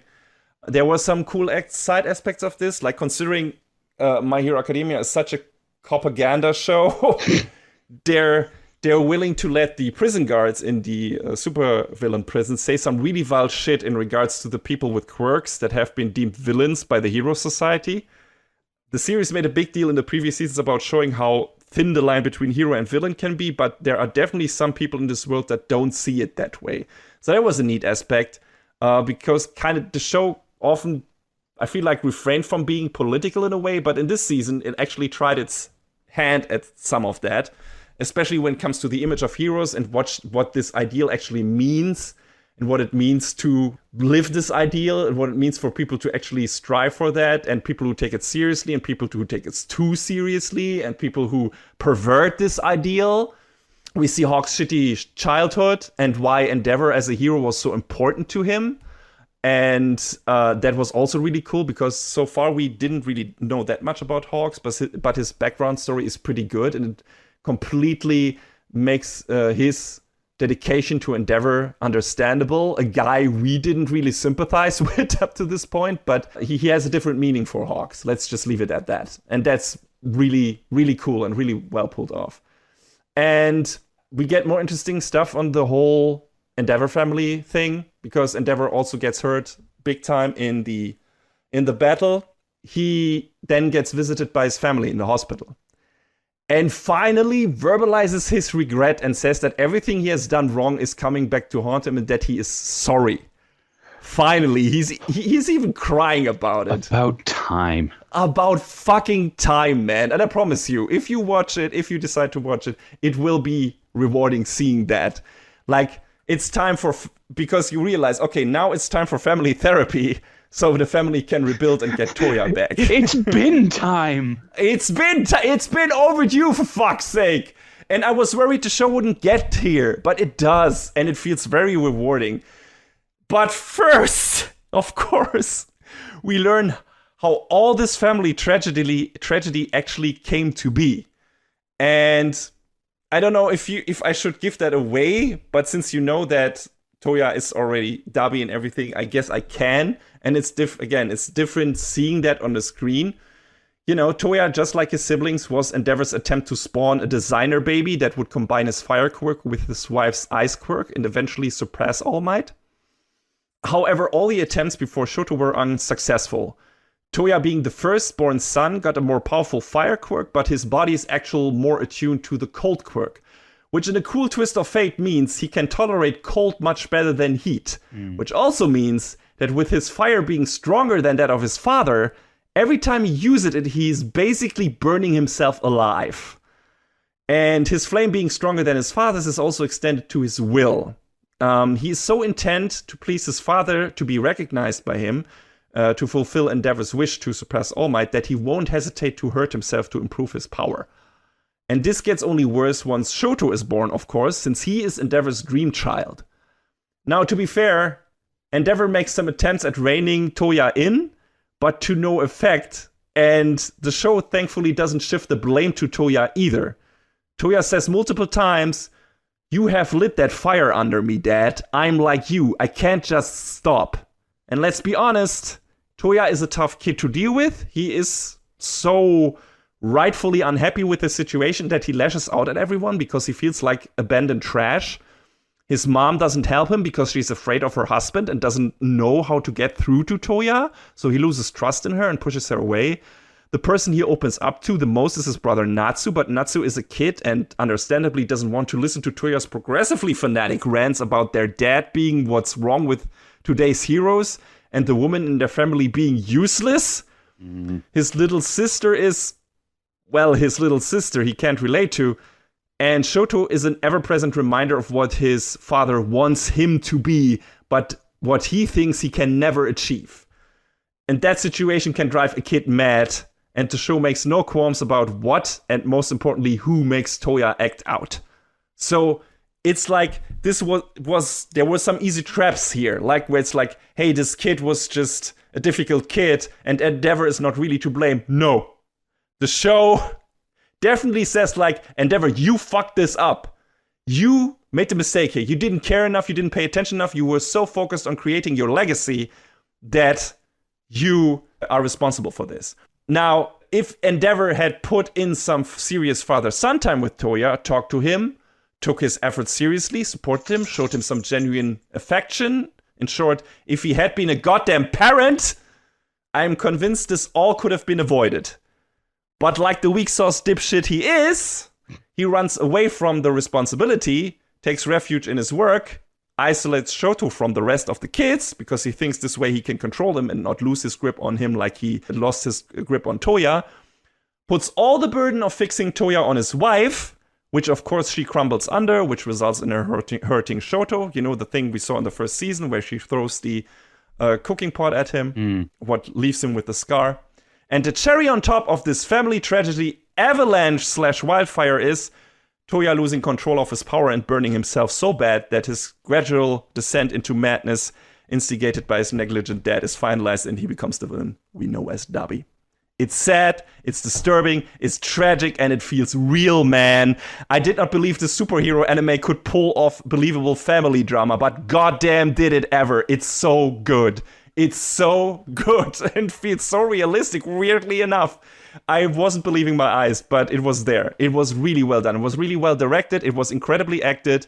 And it got enough time to simmer and make you really feel for these characters. Even for Endeavor at that point, even though the show, like I said, never makes any qualms about him being the responsible factor here. And yeah, let me repeat and elaborate on what I said earlier when I compared All Might, Endeavor, and All for One. Endeavor at this point in his life didn't actually want to be a father. He didn't want children. He wanted a legacy. His kids were just his method to achieve that. He wanted to live his dreams through his children. He's one of those assholes who name their kids after themselves because they are afraid of dying and hope something like that will immortalize them.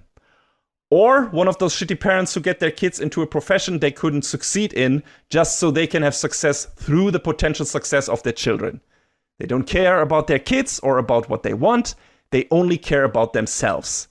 They are like vampires who feast on lives of their children to being able to cope with their own mortality and imperfections.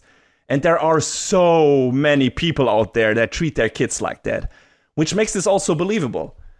And only in recent seasons, because of his conversation with All Might and some of the young heroes and his family, has the man Endeavor taken some small steps toward turning his life around and becoming less of a goddamn asshole.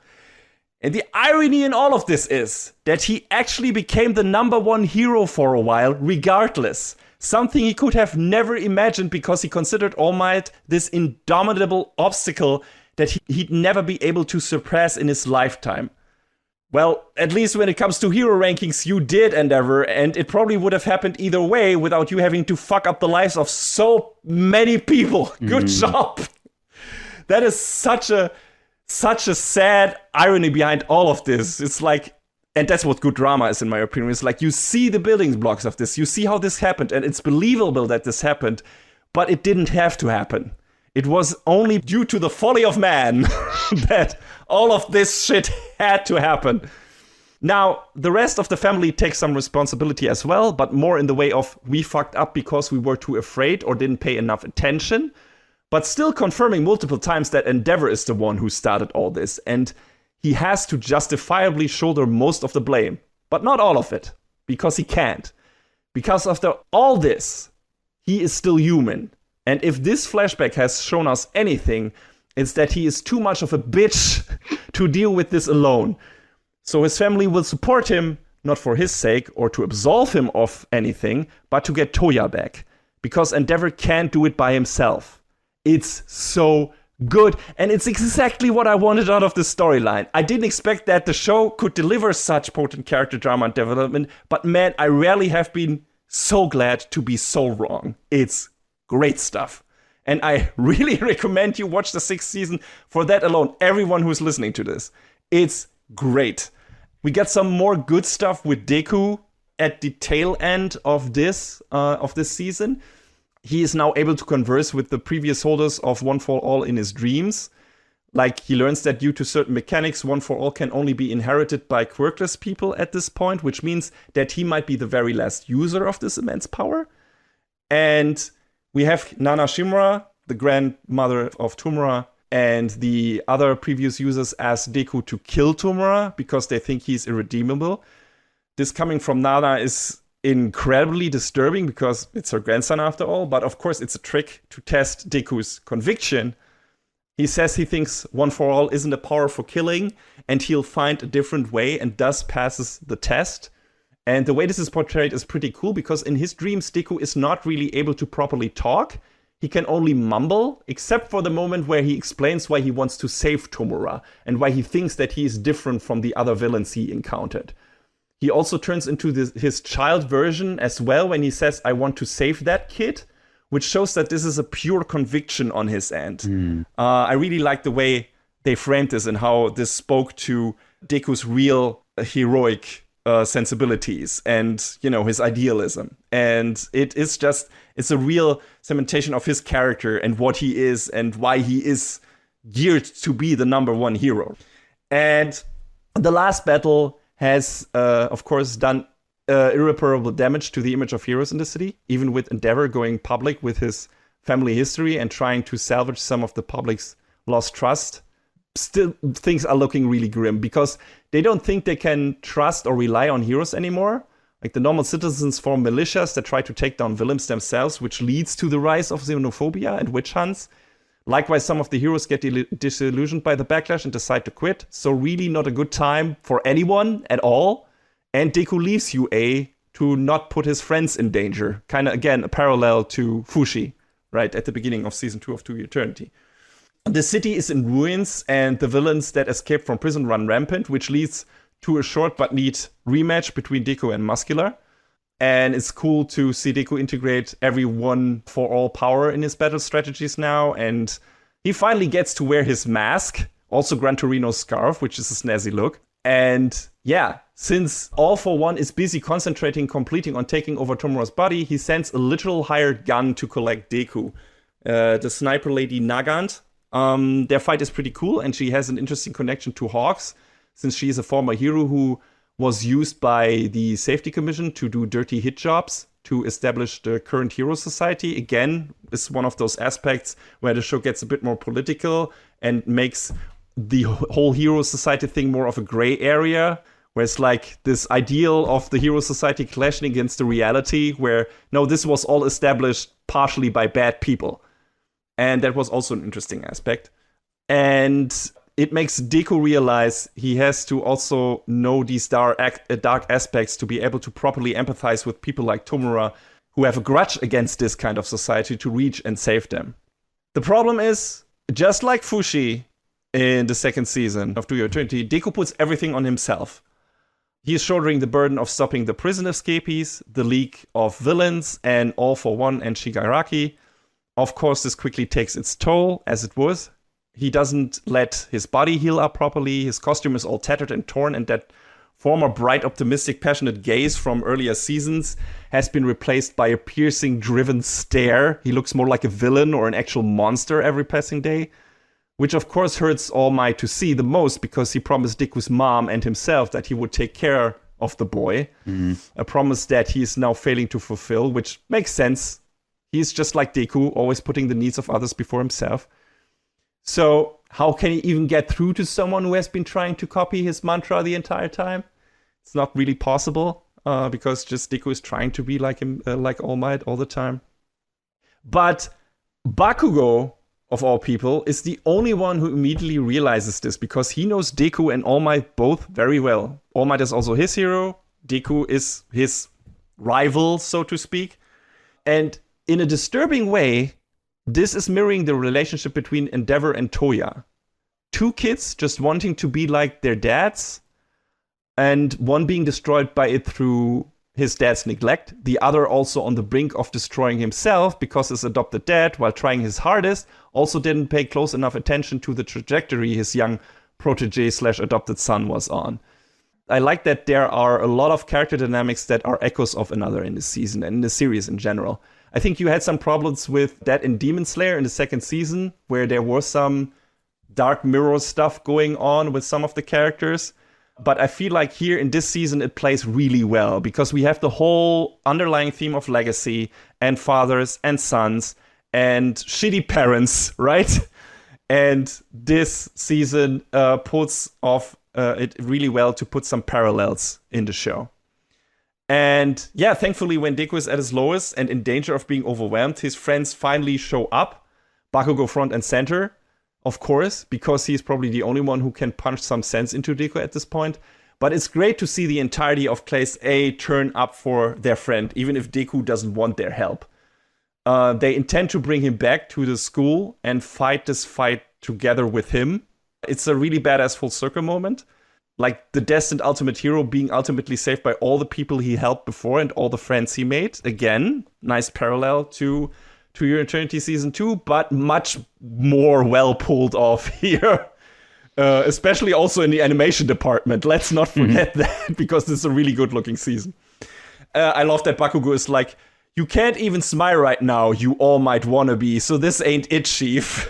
It's basically what he's saying. I'm paraphrasing, but it's like he really has the high ground at this point. And it's really nice to see all of Class A plead with Deku to rely on them. We see a lot of flashbacks to earlier interactions that meant a lot to each of his classmates and that show how he has enriched their lives. And now they want to be the ones to do something for him, even if he doesn't want them to. And it also makes some of the more low-key episodic moments and arcs from earlier seasons feel a lot more rewarding, because now those were not just filler, but time he spent with his classmates that fortified their bonds, which now is paid off in full. Again, this is the season of payoffs. We have Ida throwing words back at Deku that Deku used when saving Ida from Stain, which feels incredibly cathartic, and is only topped by Bakugo finally, and for everyone to hear, admitting that he felt threatened by Deku's spirit and bullied him because he wanted to feel superior to him. And he finally fucking apologizes. Fucking finally. Wild. Wild. That's crazy. I never expected this to happen. This has been a long time coming and it staged really well. I clapped. He finally said the thing. He said the thing. That's how I responded. When he said, I'm sorry, I said, he said the thing. He said the thing. Bakugo said the thing. Can't believe it. But yeah, not all is well yet because the evacuees taking refuge in UA at the moment do not want Deku to be there, because he is the target for Shigaraki and puts them all in danger by coming back there. So it's finally time for one of our most underused characters up to this point, Ochako, to shine and deliver a passionate speech to sway the worried masses by appealing to their humanity and showing them that heroes are also only people as well, which is another great moment in the season, especially when some people from the crowd finally take heart and run towards Deku to show him compassion. I won't say who these people are. One of them is a familiar face, which we haven't seen for a while. But it's really good. And Deku is promising he will get it all back to these people, reinstilling trust in the most vocal critics. And one by one, the crowd is deciding to show some civil courage and to let that young hero who is still a kid rest and recover in their midst. And then we get the quote, "This is the moment that I became the greatest hero, the moment that everyone became the greatest hero." Fine full circle moment to the beginning of the fucking show. We just assumed it meant something different back then. But Deku's biggest achievement and already his most important legacy, because this show is also all about legacy, positive and negative, from this moment onward was never to save everyone on his own, but to give everyone, heroes and normal citizens alike, in such a time of loss, the courage to come together on the same level and work hand in hand as one people. And with this, he already has become a better version of All Might. All Might chose to be the ultimate shining beacon the people could look up to and put all their hopes on and rely on to ease their worries. And he definitely inspired a lot of people to strive for his ideal, like Deku and Bakugo, our most central characters, for example. But he was also a crutch for the normal people and this whole society and system. A shield to ward off evil, but also a trap. A god among men. He stood above everything and in front of everyone, and that's the image he projected by default on other heroes, which made the public become over-reliant on them, and the heroes in turn elitist, controlling, and in certain cases corrupt and power-hungry. And of course, once he wasn't there anymore to fulfill that important role, that this whole system was built on, it had to fail and crumble, obviously. Because it was a sham, kinda. But Deku, by showing them his vulnerable, broken side from the get-go, asking for their help and support because he can't save the day without them, will, when he ultimately prevails, propagate a way healthier form of inspiration because he is not positioning himself above the common man and woman. He is just one of them. He's just a kid. He's gonna become the greatest hero, and so can you. Because he's the same as you and I. That's some good shit, man. That's the kind of pathos I want in my superhero stories. That's some good Spider-Man shit. Put it into my veins. It's really great. And you won't believe who gets All Might out of his funk in all of this. I'm not gonna say it either, but it's a swerve, man. That's some Oda One Piece level of bringing back stuff from earlier in this show. It's ridiculous. And yeah, that's also great. It's a nice aside at the end of the season, and it ends with one of the coolest things. Like, Bakugo calls Deku Izuku for the first time in the fucking show. I'm so happy I can't even put it into words. And yeah, the final episode this season is appropriately titled "No Man is an Island." Cherish your friends, everybody. Also a theme of this episode, because this is also a big part of To Your Eternity, Season 2 and Season 1, I would say. And it's definitely one of this whole runtime of My Hero Academia, but especially this 6th season. And now the final battle draws near, and I couldn't be more excited. After the somewhat mixed outings of Season 4 and 5, I was a bit worried if My Hero Academia would find its footing again and could return to its former heights. And boy, did it ever. Like, what a stellar season. I hope the 7th will be just as good, and I wonder if it will be the last one. Like I said, considering the manga is still running, I doubt it, and I hope Bones won't go for an original ending. They have done this before, so we'll see. But I really loved this season. I thought it was great. It was everything that I hoped for we would finally get, and we didn't have. since season 3, and it felt so worth it. It was riveting from beginning to end. I feel like there was no dead air in this season. Like every episode had something interesting to say. And we got some great payoffs and resolution to character stories. First and foremost, the Endeavor family stuff was really good. The stuff with, we learn about the background of Shigaraki and the goal All for One has. And of course, the stuff with Deku, where he is at risk at losing himself at the end and then turning it all around and basically inspiring society to become better, to be better by being actually just himself and just by being human and not a hero. And that's all such good stuff. That's all such like the pinnacle of superhero stories in more ways than one. I couldn't have hoped for this. I did not expect this to happen this season, but I was so fucking hyped. And I'm still hyped after watching this. And I know I've given away a lot of stuff in this review, but I still would say to everyone out there, even if you haven't seen it yet, watch it, because this is definitely the best My Hero Academia has been in a long time, if not ever. Like I said, it's probably overall on the same level as Season 3. Season 3 maybe had some parts that were more well animated in this. There were some great moments where that maybe flew even a bit higher, like the scene with Muscular and Deku is still my highlight moment, like where he finds his power and pushes Muscular back.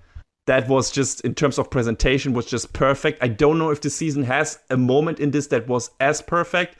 Same for them saving Bakugo. Again, music, animation was so perfect in that moment. I don't feel like we get something like that where the whole presentation works together perfectly in conjunction with the story. But what is there in the story department here is just so potent and so good that it shines brighter than some of the parts in Season 3 that were just relying on the cool battles and the great animation. Don't get me wrong, the battle in the first half of this is incredible, and all the shit that is happening, and the stakes are so fucking high, but still, you know, the character parts are the important things in this season, and they are the things that really work well, and all the themes that come to fruition and everything, and all the payoffs that we get here. It's done so well, and I love this season. I thought it was great. And yeah, John, I hope I have convinced you to maybe give this another look, even though I gave a lot of stuff away. Some of that you, already knew. But if not for any of you out there, I hope I can say the same thing about Season 7 again when I maybe do a full review of that. I don't know if I will. But I love this season. I thought it was great. And yeah, I am fully back on board on the My Hero Academia train again. And I hope Horikoshi doesn't betray my newfound trust in his writing skills and doesn't drag out the story too much. Because this feels like now is a really good moment to get ready for ending this. And I hope he does so and doesn't, like I said, drag this out anymore, because I don't feel like, aside from the Shigaraki story that needs to be wrapped up and that we might get a bit more on, we have that much more interesting character stuff now to tell for these characters. I could be wrong. There could always be more that he finds that could be interesting to tell. But a lot of the stuff that was set up from the get-go has now been paid off and has been brought to a good conclusion. The only things left are the Endeavor family getting their son back, getting him out of the clutches of the League of Villains and out of, the grasp of insanity, and Deku doing the same for Tomura Shigaraki. And aside from that, I think you could wrap that up in one season. So we'll see. We'll see what happens. I have high hopes. We'll see if they get betrayed or fulfilled. But I'm optimistic right now because this season was just so goddamn good. So yeah, with that being said, talking about good things, there's still one more thing we have to do for this episode.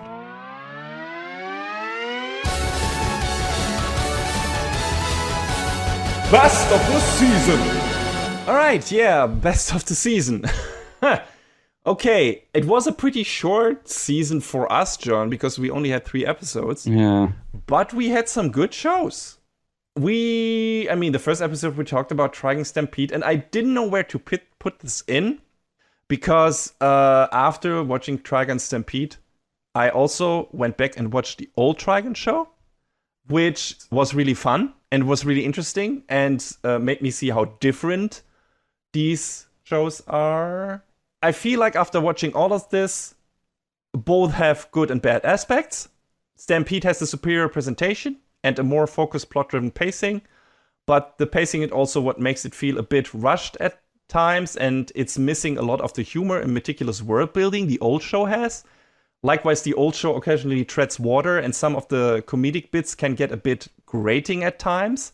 Also, its main bad guy gets barely any screen time, but overall, I like how it handles the other characters better, because Vash, Meryl, and Wolfwood all get more screen time to shine in the old show, especially Meryl. And let's not forget, Millie doesn't even exist in Stampede, and I like her better than Roberto. Though, to be fair, she might have felt somewhat misplaced because of Stampede's more serious tone. So, that being said, I really liked Stampede, even if it didn't do some of the stuff that I liked in the old show. I know you liked it too. Is it your best of the season though, John? Or I mean, we can just do for now. Like, take a look at all the shows we looked at. You liked. Stampede is a definite contender, though, right? Yes, for sure. I think it's the front runner.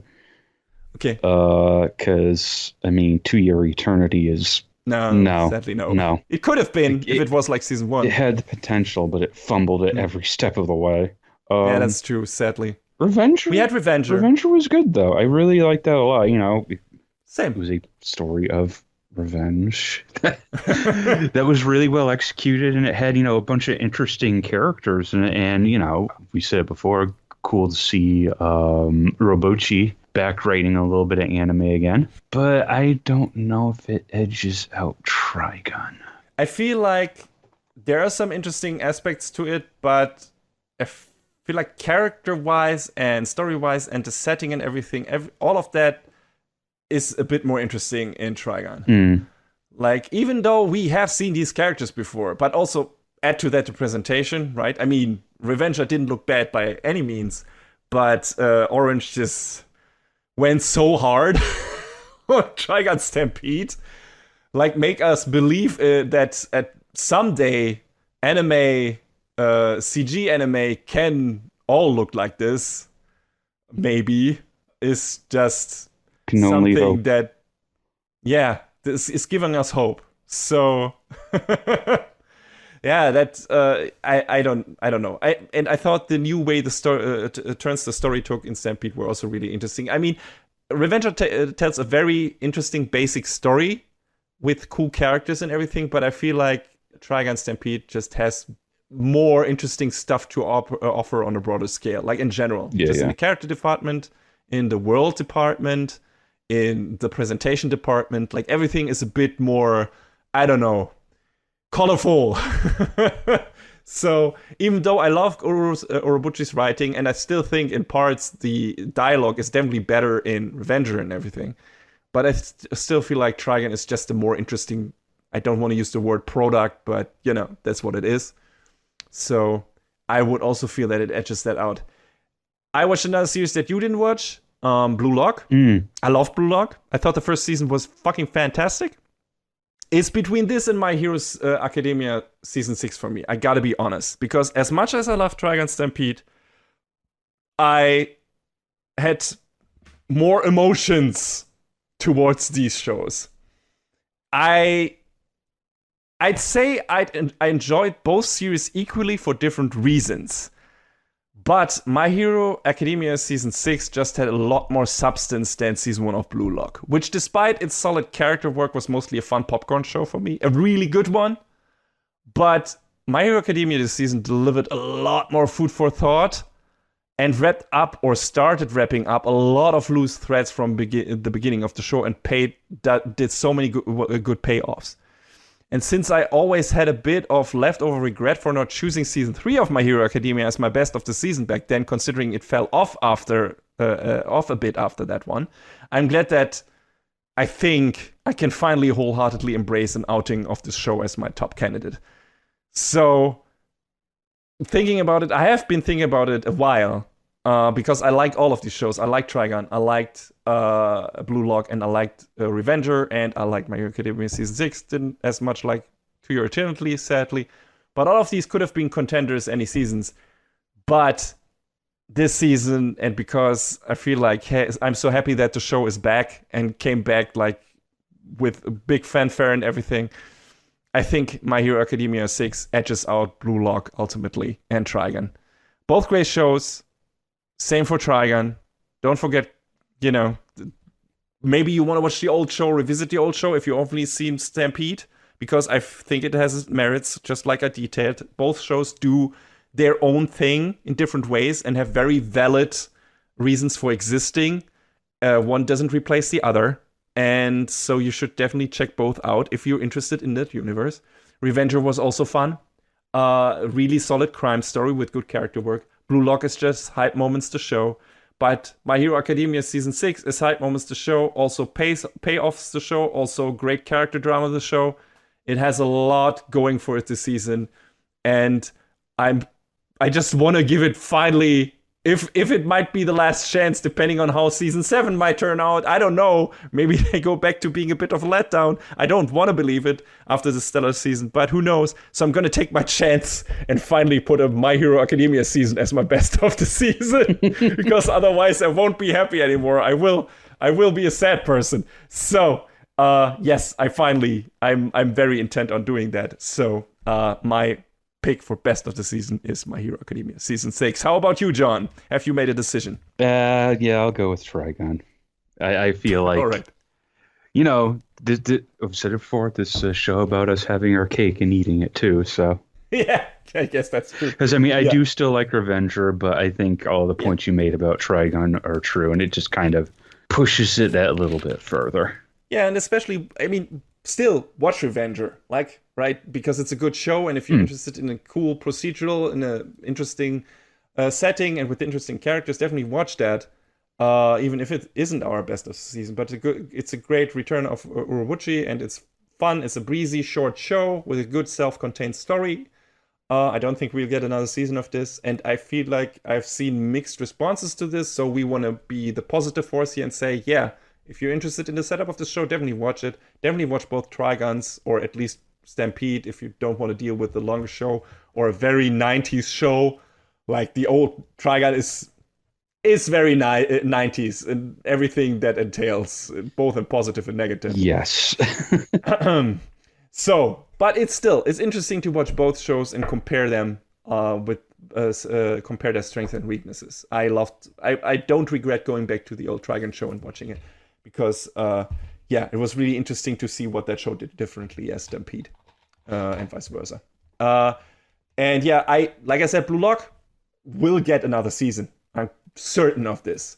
I don't know if that season will be as good, but I assume it will deliver the same kind of hype moments and presentation and stuff like that if they don't change studios. So Blue Lock gets another chance, absolutely, at becoming best of the season. And I thought My Hero Academia wouldn't get that chance anymore. So I'm glad that I can pick it. And you picked Trigun, which would have maybe, if Blue Lock didn't exist, would have probably been my pick. So that is probably also getting another season. Let's not forget that. So this will get another chance for me as well, probably. So yeah, interesting times to be an anime fan. And watch all of these, except for maybe To Your Eternity Season 2. Also, maybe the third season of that will be great again. Who knows? We'll see. And maybe we will reverse our decision and we'll be saying, yeah, Season 2 is a rough spot, but it's worth going through that for Season 3. We'll see. Anything can happen. But for now, these were our reviews from winter season or fall, depending on when the show started. And yeah, we will return in the not too distant future with our sneak peek for the new shows that start the summer season, which are not that many actually that we're super interested in, I think. So this might be again another slim picking. But that's also good because I'm behind on a lot of shows and I need to catch up. So it's fine. Don't worry about it. for not throwing a fucking anime tsunami my way again. All right, had a fun time this season. Couple of good shows, definitely, and we hope we get a couple of good more next season. And we'll definitely have some reviews for you from spring. So, see you then, and definitely stay hydrated in these hot times.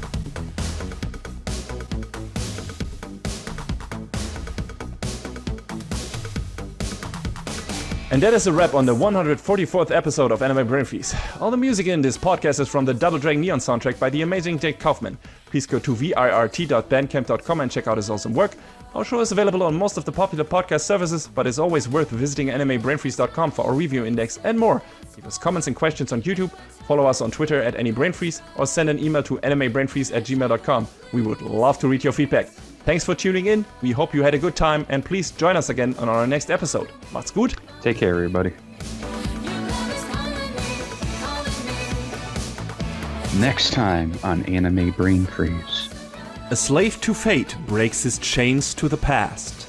And with his freedom, dreams of a peaceful future.